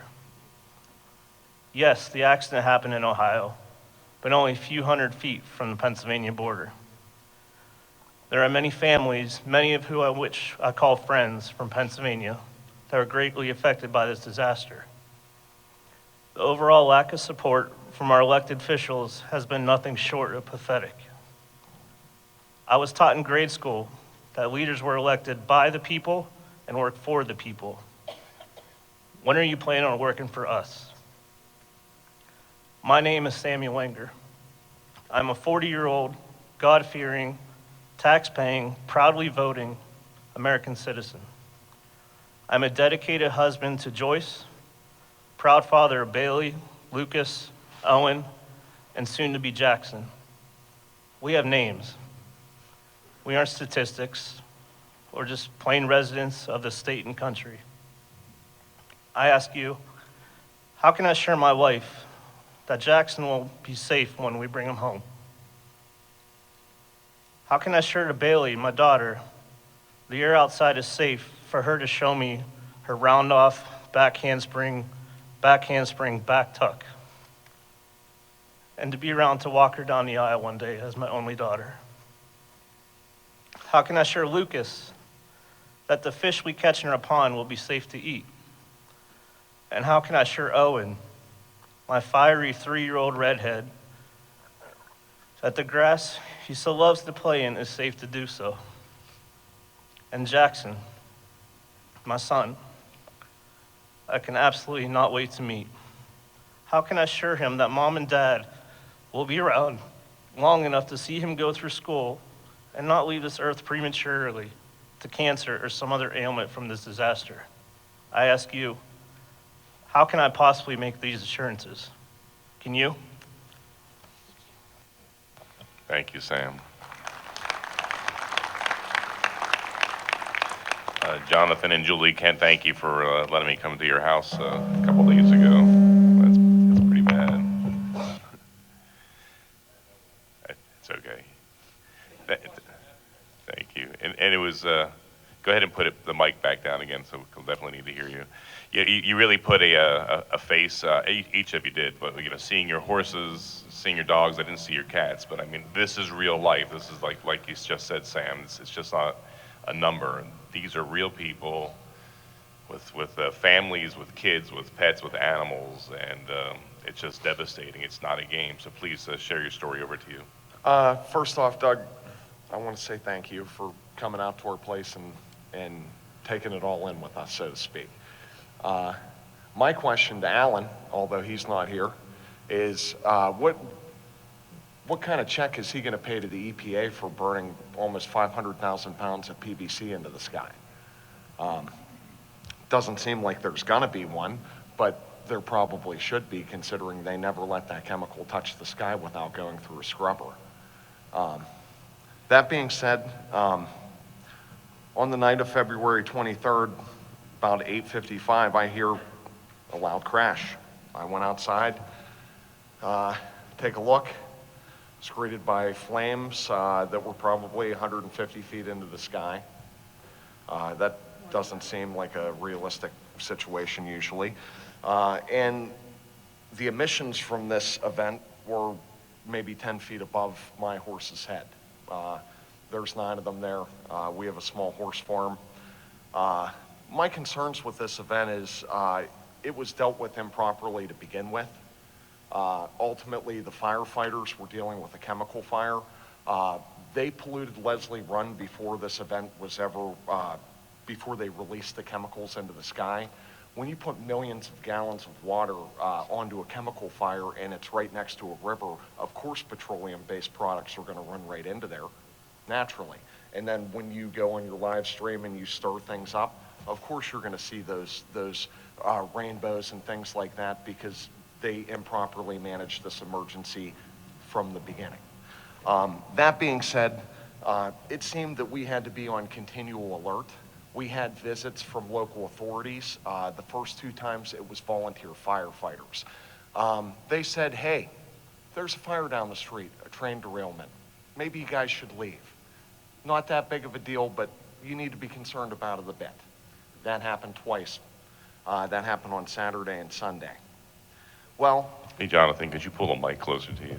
I can certainly pull it closer. We want people tuning in want to hear it as I well. usually have a very loud mouth, so it's not an issue for people to hear me. further thought on the mismanagement of this, okay? So this turns into like H.G. Wells' World of the World stuff, okay? We have a ton of privately owned helicopters, a ton of National Guard helicopters flying over my farm, okay? It's crazy to me. I'm feeling really distressed. People are coming that are not really qualified to tell me what's going on. So I've had it. I shut the lights off, going to bed for the night. This terrifies my wife. Not really sure what to do or what the best thing to do is this Sunday evening before they do the controlled release the next day. Then I feel that our civil liberties were infringed upon to an extent. The reason being for that is the Ohio State Patrol and Sebring County Sheriffs have knocked on our door at this time. They told me that we need to evacuate. We have no choice. Doesn't make very good sense to me. My dad was a cop for 32 years. Knowing Commonwealth of Pennsylvania laws, you would think that local authorities would come give this order. Did not happen. Continuing on Monday, February 6th, we had about 2 hours more or less to get out of there. So my neighbors, Katie, Chris, as well as a slew of other folks that care about us in our life, they helped us evacuate. It wasn't an option to leave anything. We took all of our horses, we took our dogs, we took our cats, ourselves, and all the belongings that we could. We got out of there. That being said, we moved everything 15 miles away to a farm in New Beaver, PA. Didn't seem like it was far enough. At the time of the release, I was actually at Walmart in Chippewa. I breathed it in, it burned my nose and throat. When we went back to the facility where we were in New Beaver, ultimately it went in through the air system, burned my nose and throat on the inside of the building. So did I really protect my animals or my family? Don't really feel like I did enough there. So I'll ask God to help me out on that, on the back end. Moving forward, this event, what this has done is it's cost the people that were evacuated as well as the greater area. It's cost them, time, money, potential diminished property value, as well as long-term health effects that we don't really know right now. It's a huge uncertainty. And in the end, what I can gather is that these chemicals were released rather than doing a different cooling process in the name of big business and profit. They actually had rails set next to the area of the derailment. Within 15 minutes after they cleared the evac zone, because you can't run a train through an evacuated zone, they had trains running again, which leads me to believe that this is only for profit. And ultimately, the chemicals that they released, we don't know what the long-term effects are on the residents of East Palestine, Darlington Township, as well as the ecological effects on our trees, our land, our soil, our water, like they've said time and time again. To date, and this is the biggest thing that I want to broach on here before I'm done, we have reached out to our local state reps, our senator, Josh Shapiro's office directly. I'd like to mention that I talked to Shapiro's assistant. He kind of downplayed this and scoffed at me. He then proceeded to connect me over to PEMA, which doesn't do much for me. I asked Shapiro to call me directly. He did not. I find that to be totally unacceptable. No one's come to the aid of the Pennsylvanians like Doug has. He came to our site. He heard our issues. He provided us fresh drinking water, and beyond that, within a few hours, Norfolk Southern, they provided me a call to start to try to make this right with me. They actually wouldn't even acknowledge that Pennsylvanians were evacuated until I provided them with a police report, because the local township police had helped us evacuate. That being said, I'd like to see a more prepared community effort. I'd like to see emergency responders with a little bit more know-how, how to deal with this kind of stuff. I'd also like to see our local officials with better briefing and the willingness to work with our residents in the community. And I'd like to see Norfolk Southern start to make this right for the people in the area. And I don't think that like an inconvenience check and a reimbursement of an expense does that. Thank you. Julie, if you could pull that a little bit closer to you. Thank you. Hi, my name is Juliet Kent, and this is my husband, John. We live at 187 Taggart Road, which is approximately 5,680 feet from ground zero. So it might as well be ground zero. But I'm a bartender, so I actually didn't know anything was happening on that Friday, February 3rd, until I opened up my phone at 2 a.m. to all kinds of pictures from my husband. You're fine, miss. Sorry. I don't listen well, I guess. So I opened up my phone to all kinds of pictures of a fire above my house and above my field and smoke above my horses and no response from my husband, who had gone to bed because he was stressed out. So I get home and the house is totally dark with nothing going on, and there's a fire and smoke happening. So I panicked, obviously. And we then had a big fight because I was like, why did you do that to me? And not let me know what was actually going on. And then he had told me about the officials coming because I have been bartending and working every shift anytime the officials showed up. So what would have happened if he had not been home? I would have absolutely no clue what was going on. Were they going to leave a note? Anything? So at that point, I went to work Saturday and I went to work Sunday, and he kept filling me in about the officials stopping by. We have 9 horses at our house. 6 of them are rescues, and all in different places in their training. So I don't know how much experience any of you guys have with livestock, but loading 9 animals when they're panicked is not really an enjoyable experience. So we were still, at this point, deciding to stay home because we were told it wasn't mandatory. So at 8:30 in the morning on Monday, we were told we were going to be arrested if we weren't evacuated. So then I started my whole process of how the heck do I get 9 horses and where are we going with a 3-horse trailer? How many trips do I have to make? Who do I need to call? What's the process here? So my first call was to my dad because he's usually a good source of advice. Then I called Darlington police because I wanted to know how I was going to get through the blockades on my road, because if I have to make multiple trips, how do I do that? And what am I going to do, pick 3 that I like and leave the other ones? Because I guess I should say the reason we've been rescuing these horses and putting this collection together because I want to start a nonprofit. I want to work with veterans, children. I'm very passionate about diet and nutrition, so I wanted to work on horses for the therapy portion. We have a great Pyrenees that loves kids, so we were going to do therapy with her, and I wanted to teach people about nutrition and diet. I've lost over 100 pounds and want to help people do things like that to improve their lives. So going back to the horses so then I started calling more friends. So I ended up lining up 3 friends, so we had a total of 4 horse trailers, and we were able to load the 9 horses, 4 dogs, and 3 cats, plus my husband and I, and we were out of there it was 11 a.m., and I called my friend Ilea, who we've evacuated to her farm. It was at 1:13, because I remember looking at there and being like, I can't believe we did it in 2 hours and 13 minutes. But thank goodness I have friends, because if I didn't have a good community of friends, there was nobody there to help us. I mean, the Darlington chief of police, who is a lovely fellow, but he doesn't know much, and he didn't have a trailer, or he held a horse for us while we worked with others, which is wonderful, but not much help. My horses, once we fully evacuated them, it's actually kind of a cool thing. We invite people over all the time because it's just a peaceful place. I like to say that my house is my sanctuary, and I feel like that's been taken from me.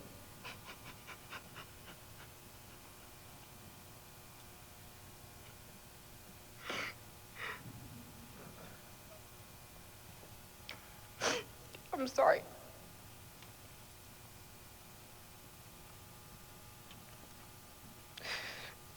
I've talked about this so much, I'm so tired.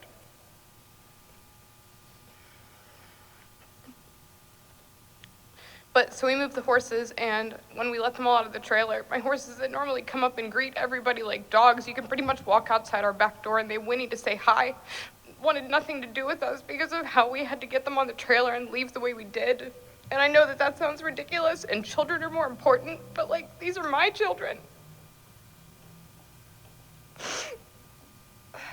So I guess where I'm at this point is we had to move back home. I couldn't stay at my friend's farm. We were there for a week. How do we stay with all 18 of us? How do we stay as a burden for longer than that? Our field did have strange debris in it. We waited the full week. It had rained twice, and we bleached out the trough. We burned our round bales to make sure that they weren't eating hay that had been out in the environment for all the fallout. But how do my husband and I, move forward with this?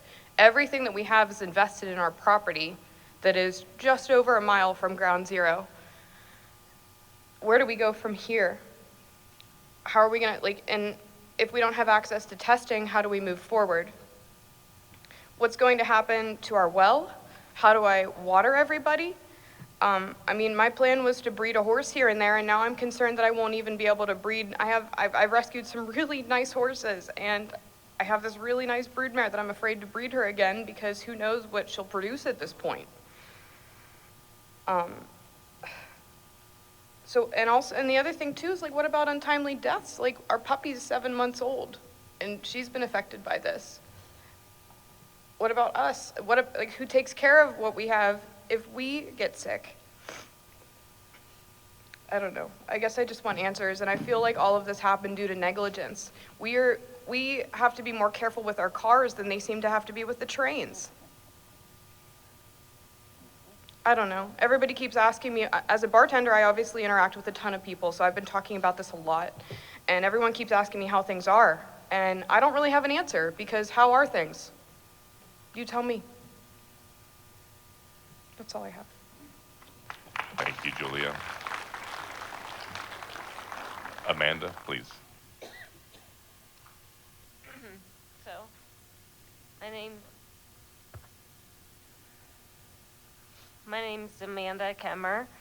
I live at 112 Haas Drive in Darlington, Pennsylvania.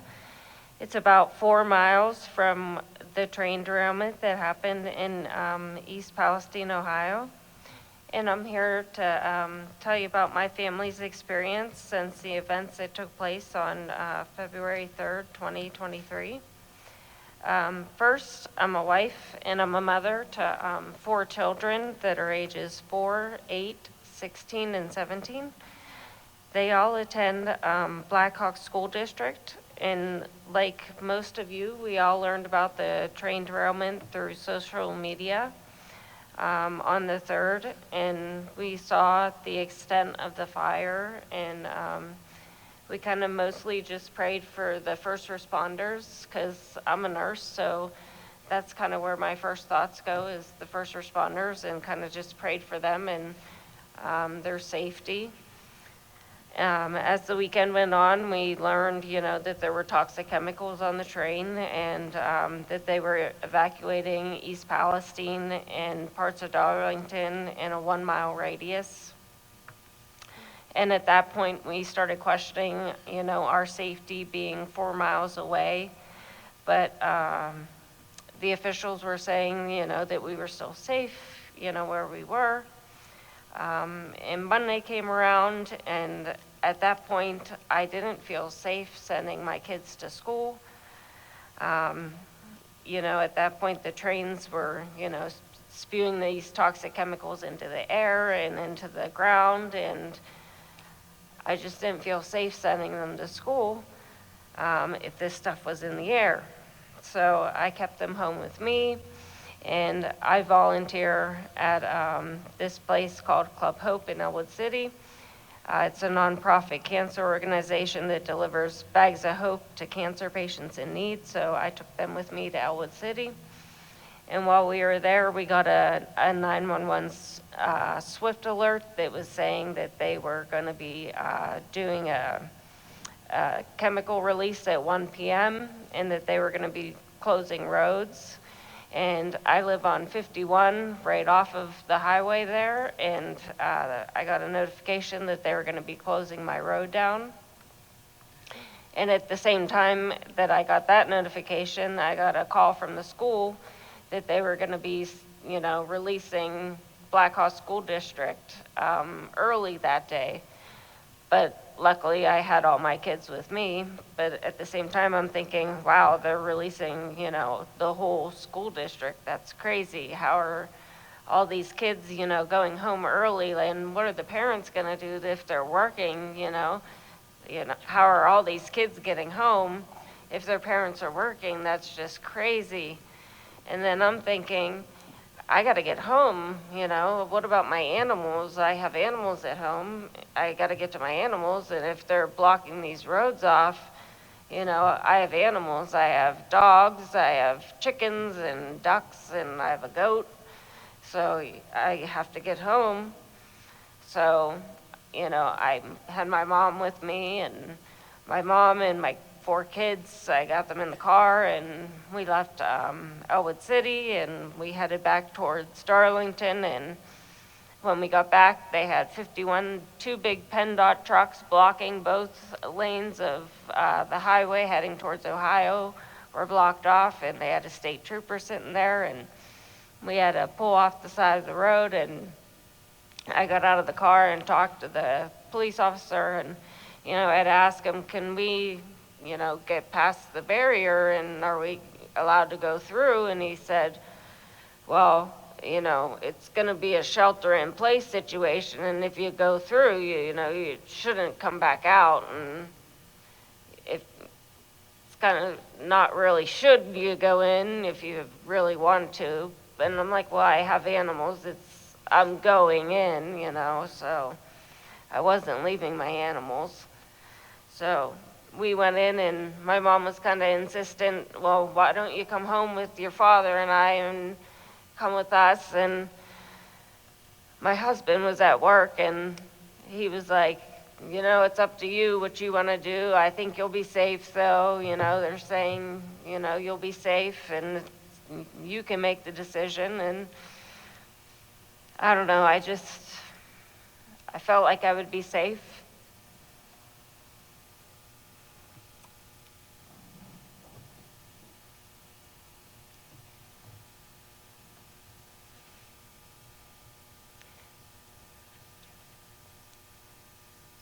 It's hard to have to make that decision alone when no one's telling you anything. So I stayed home with the kids, and they were late doing the chemical release, but they did it. And over the weekend, we had stayed home, we didn't leave. And we had heard little pops over the weekend and didn't pay attention to it. And when they did the chemical release, we sat in the living room and watched out our window. We have a big bay window. And we watched, and you just saw this big black cloud, this big ominous cloud coming out from, over East Palestine. And it just came towards us and up over our house until the whole sky was black. It was blue at first, and then, this big black cloud just comes over you. And then you get this chemical smell in the house. And, by the end of the evening, everyone had a headache and didn't feel well. And was sick to their stomach. And, at that point, I knew I made the wrong decision to stay. But how did you know? How does anybody know? You don't.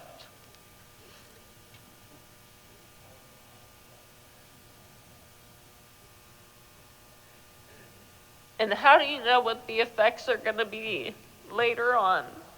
You don't know. We didn't even know what was on the train. Nobody knew, and we still don't know. It took them how long to release the manifest of what was on the train, the chemicals. At first, it was just the vinyl chlorine. And then it was vinyl chlorine, the petroleum oil, the 2-EHA, the ethyl glycol monobutyl, the butyl acrylates. And then it's not just those chemicals, because then what happens when those chemicals all combine, when they mix together on the ground, What chemical reaction does that have when they mix together, you know? What happens then? And then I've spent hours on the phone trying to get answers to questions that I've had, you know? Thank you. Like, is the water safe? Is the air safe? Is the soil safe? Like I said, I have dogs, chickens, ducks, a goat that free range on our property. I have a private well. Is it safe to drink from? Who's going to test it?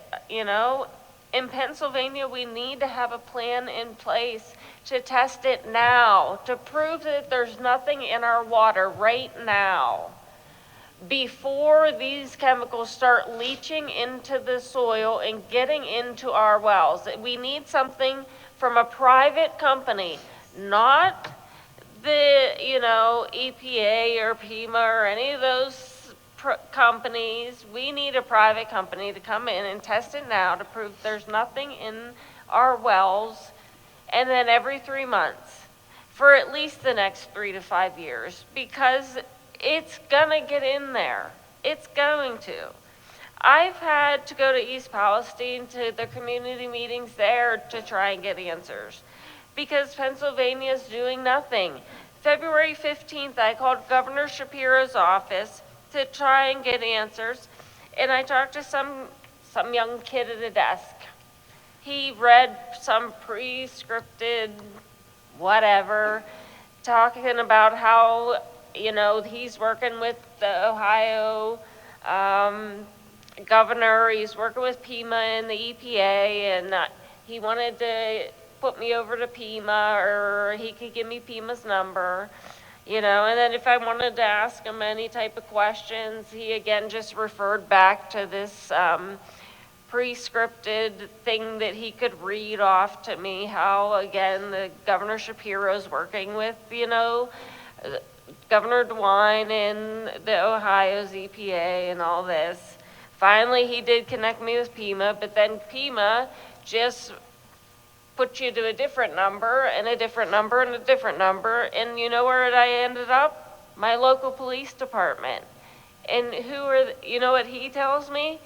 He's a local community member, just like me, and he needs the same answers as I do. He lives in the same township. He doesn't have any answers for me. So we all need answers.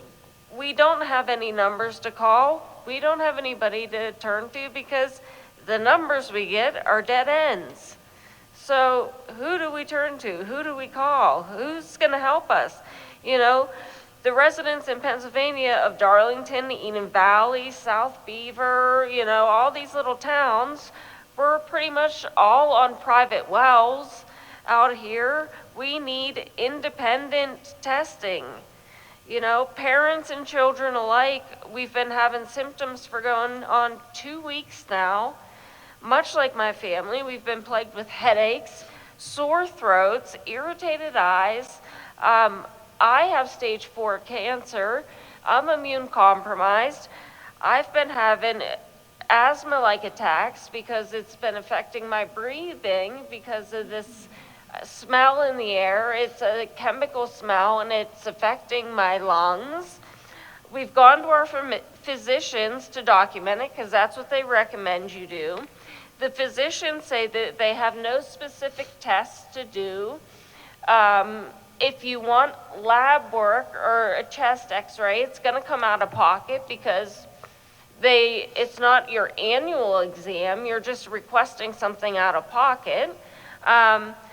I had the kids COVID swabbed and strep tested, because I've heard that the railroad is going to try and blame the symptoms, headache, sore throat, irritated eyes, all on COVID. So what better way to rule that out than to go ahead and just get COVID tests? And the doctor agrees. Those symptoms can all mimic COVID, so why not just roll them out? Of course, they're negative, but why not rule them out, you know? And the pediatrician also told us, stop using the well water because the kids are nauseous. They're sick to their stomachs from the chemical smells. No well water. You know, it could also be the well water, she said. So absolutely no well water. She said, switch to go get the water from Walmart. Start using that to cook with, because the kids could be getting upset stomachs and diarrhea from the well water. Can't use the well water, so who's giving us water, you know? Where's the water coming from? You know? And where's the help from the state leaders? Why are we having to rely on Ohio leaders to help us and guide us? We have no boots on the ground here in our communities. I mean, I thank you. You've been here, but where's everybody else? Where have people been? We don't feel safe in our own homes. We don't trust the EPA. They're working alongside Norfolk Southern to do any of the testing. Norfolk Southern's lied and hidden things from the beginning. They say the water's safe, but if you look at any of the creeks in Ohio, you stir the mud and you get petroleum oil right on top of the water. We don't really think any cleanup's really being done. The trains were running 48 hours later. The contaminated soil's pretty much still there. What's Pennsylvania's plan to ensure our safety? We really want to know what's the railroad's plans for safety, because they're blocking the railroad's workers' ability to strike for days off. That means less safety for the railroad workers if they can't even strike to get days off. If they're working so many days in a row and can't even get days off, then they're tired, they're overworked. If you got a conductor that's tired because he can't get days off, then he's gonna be more prone to accidents. So if we have them if he's blocked, if Biden is blocking them from striking, then we have a problem there. And then the last thing I want to say is that we need to get a proper care fund for these emergency workers, because they went in there full force without the proper gear. Sorry, I'm losing my train of thought because I'm angry. There's going to be cancer clusters popping up in those emergency workers because they went in there without the proper gear. So they need a care fund set up for them. And that's my last thought. Thank you, Amanda. Lori, over to you. Hi, my name is Lori O'Connell. I am a resident of Darlington Township and have been for the past 34 years. I grew up in East Palestine, Ohio, and graduated from high school there. I chose to stay in this area because I grew up on a farm. My family still owns that farm. We are coming up on the 4th generation who owned my family's farm. I am a mother. I am a wife. I am a sister. I am a sister-in-law. I'm a grandmother. And I'm angry. When I heard those sirens on that Friday, I knew something was wrong. We had gone to bed and I kept hearing sirens and I thought, something's happening. This is not right. Because living right on 51 where we do, you know what your township fire department sirens sound like. So now we're hearing other sirens. So like everyone else, I went to social media because myself personally, I stopped watching the news 3 years ago. I no longer watch any news. My life has been better for it. We are humble.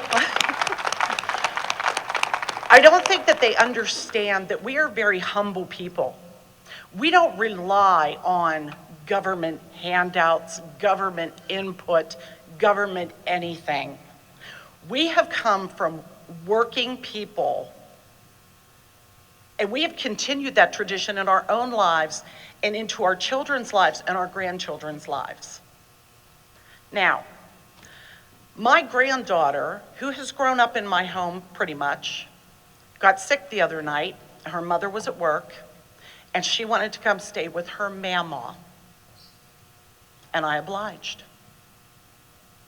And I will tell you that the fear I felt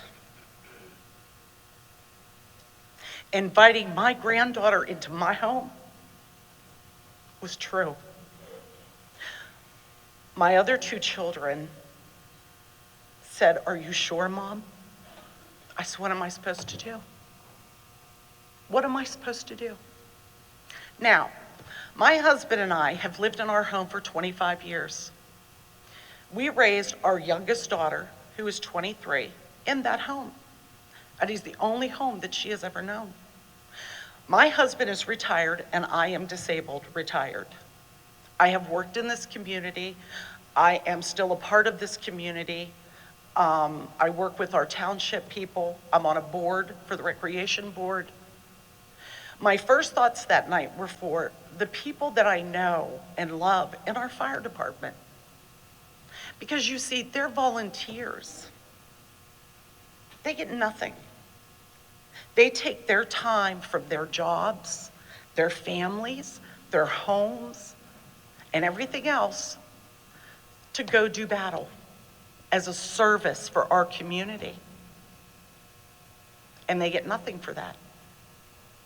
I called Monday when I knew that the township building was open, and I asked our manager, I said, "What does the fire department need? Whatever they need, I'll go get it.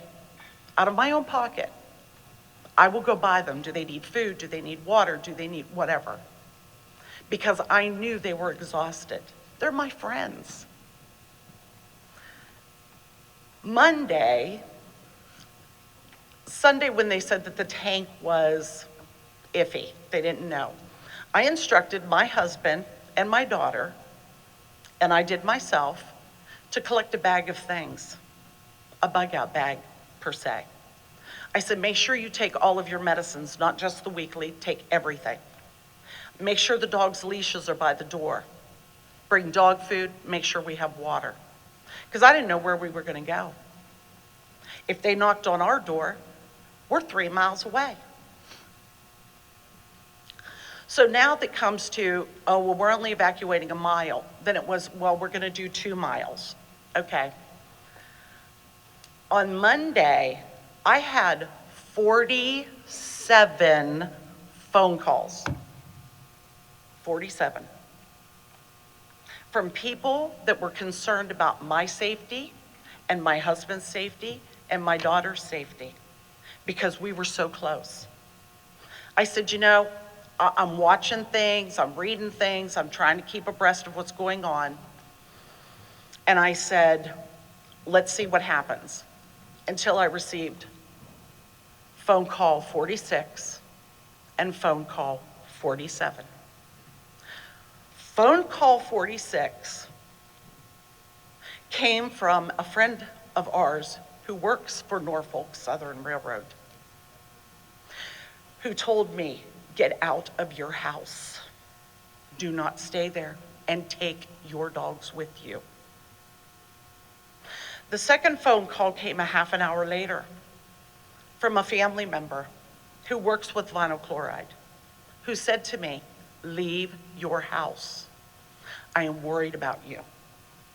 This is not good. So my husband and I packed up the car with our go bags because we didn't know if we were going to get to come home, and we left. And we picked our daughter up, and we went to Fred's house, and we stayed there. And we felt that around 9 o'clock at night that perhaps it was okay for us to come home. That was probably a mistake. As soon as we got into Darlington, before you got into Darlington, you could smell it. My smell has been affected because I had COVID twice, and it's affected my smell, so I don't smell things like other people do. So it's very difficult for me to judge the degree of what a smell is.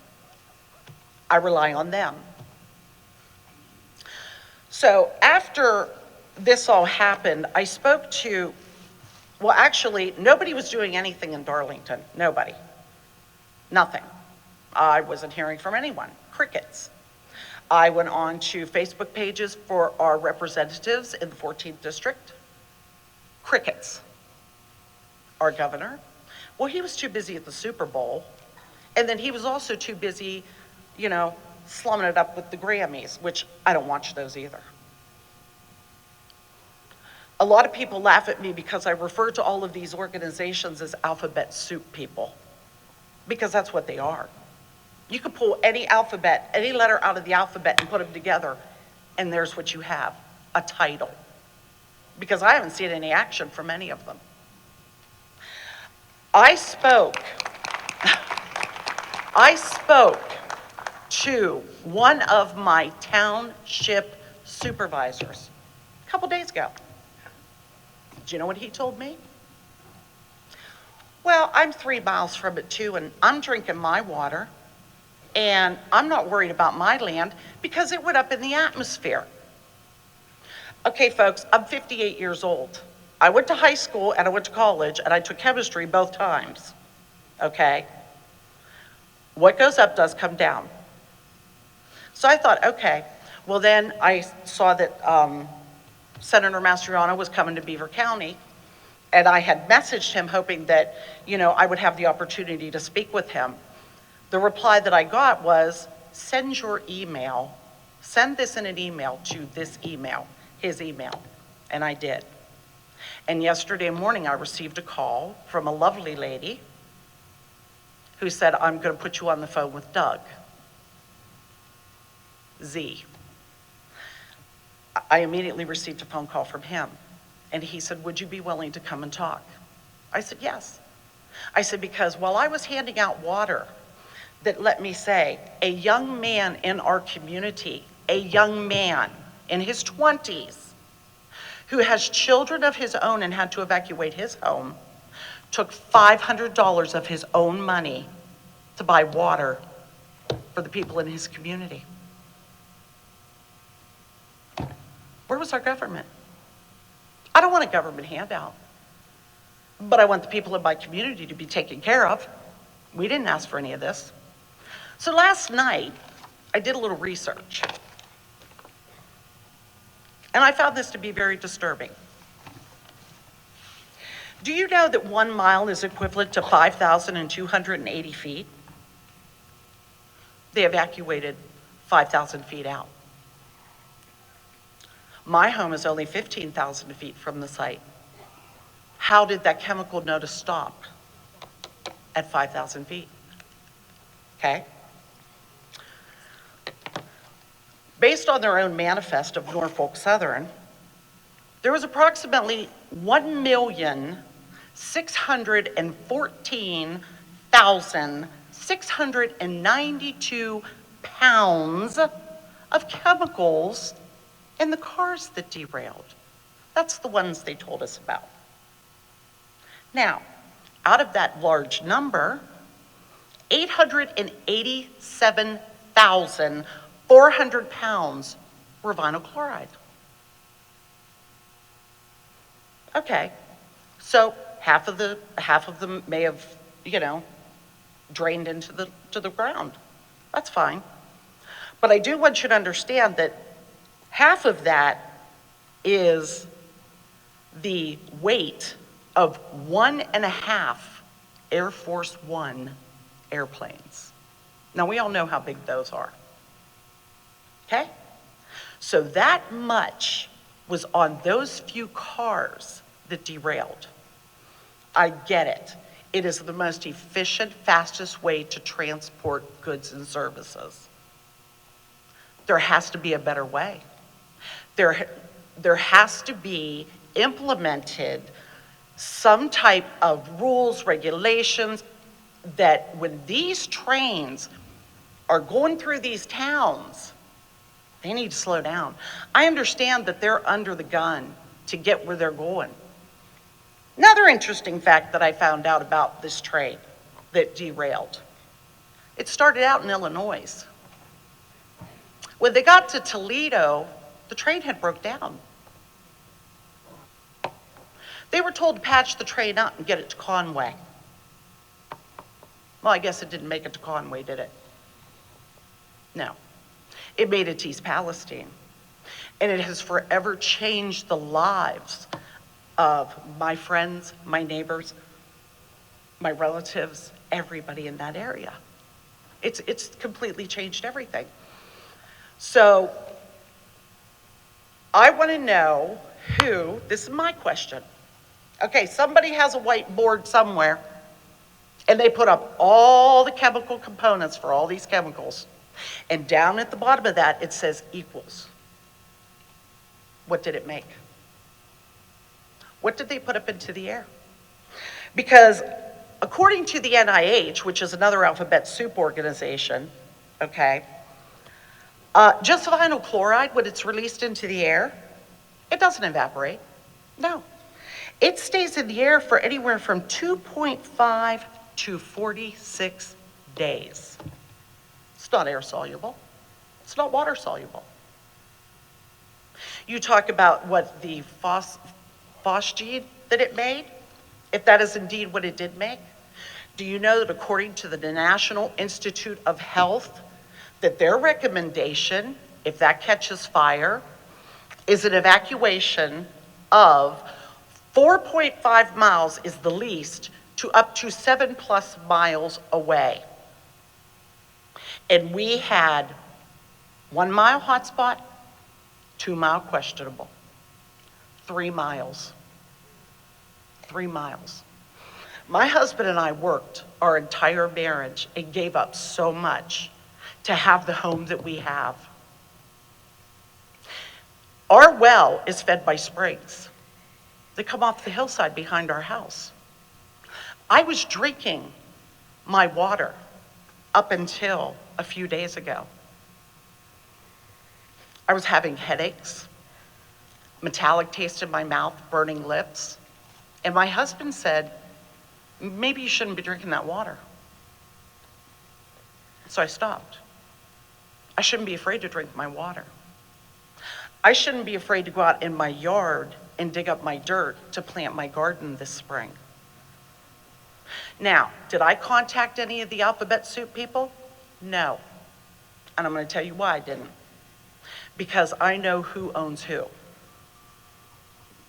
And I know that they are not of the people, by the people, for the people. I know that.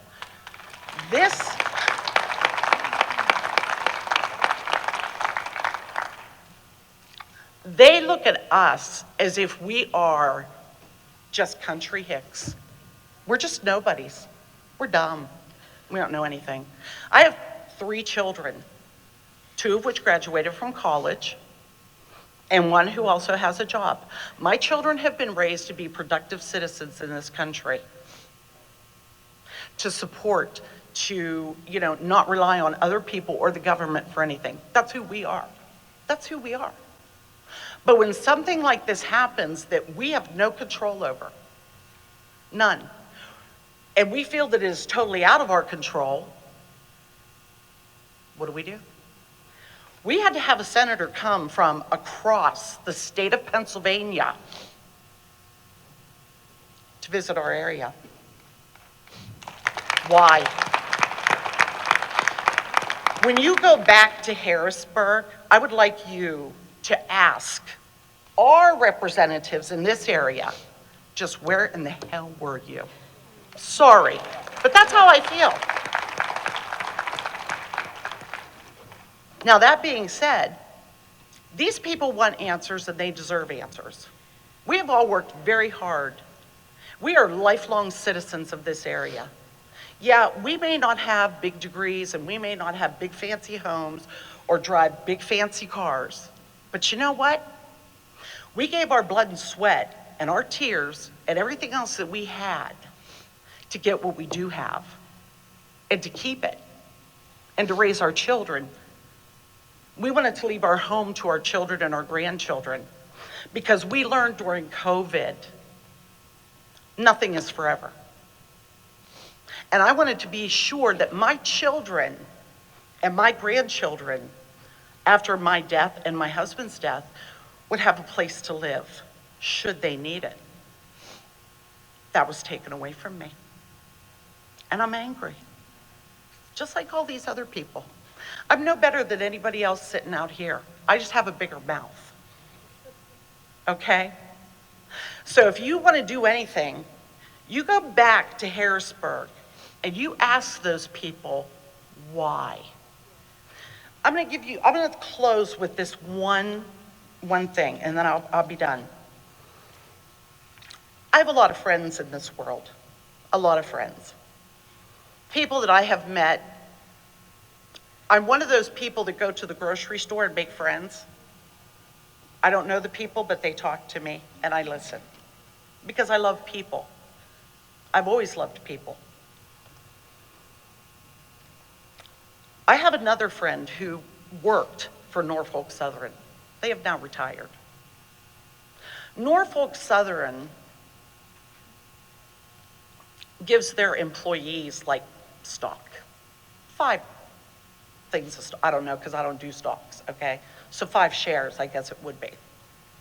And in return for that 5 shares, you get a newsletter. Amazingly, last night at 10:30 at night, I opened up a message from my friend who is retired from Norfolk Southern to the press release to the stockholders of Norfolk Southern. I wish he was here.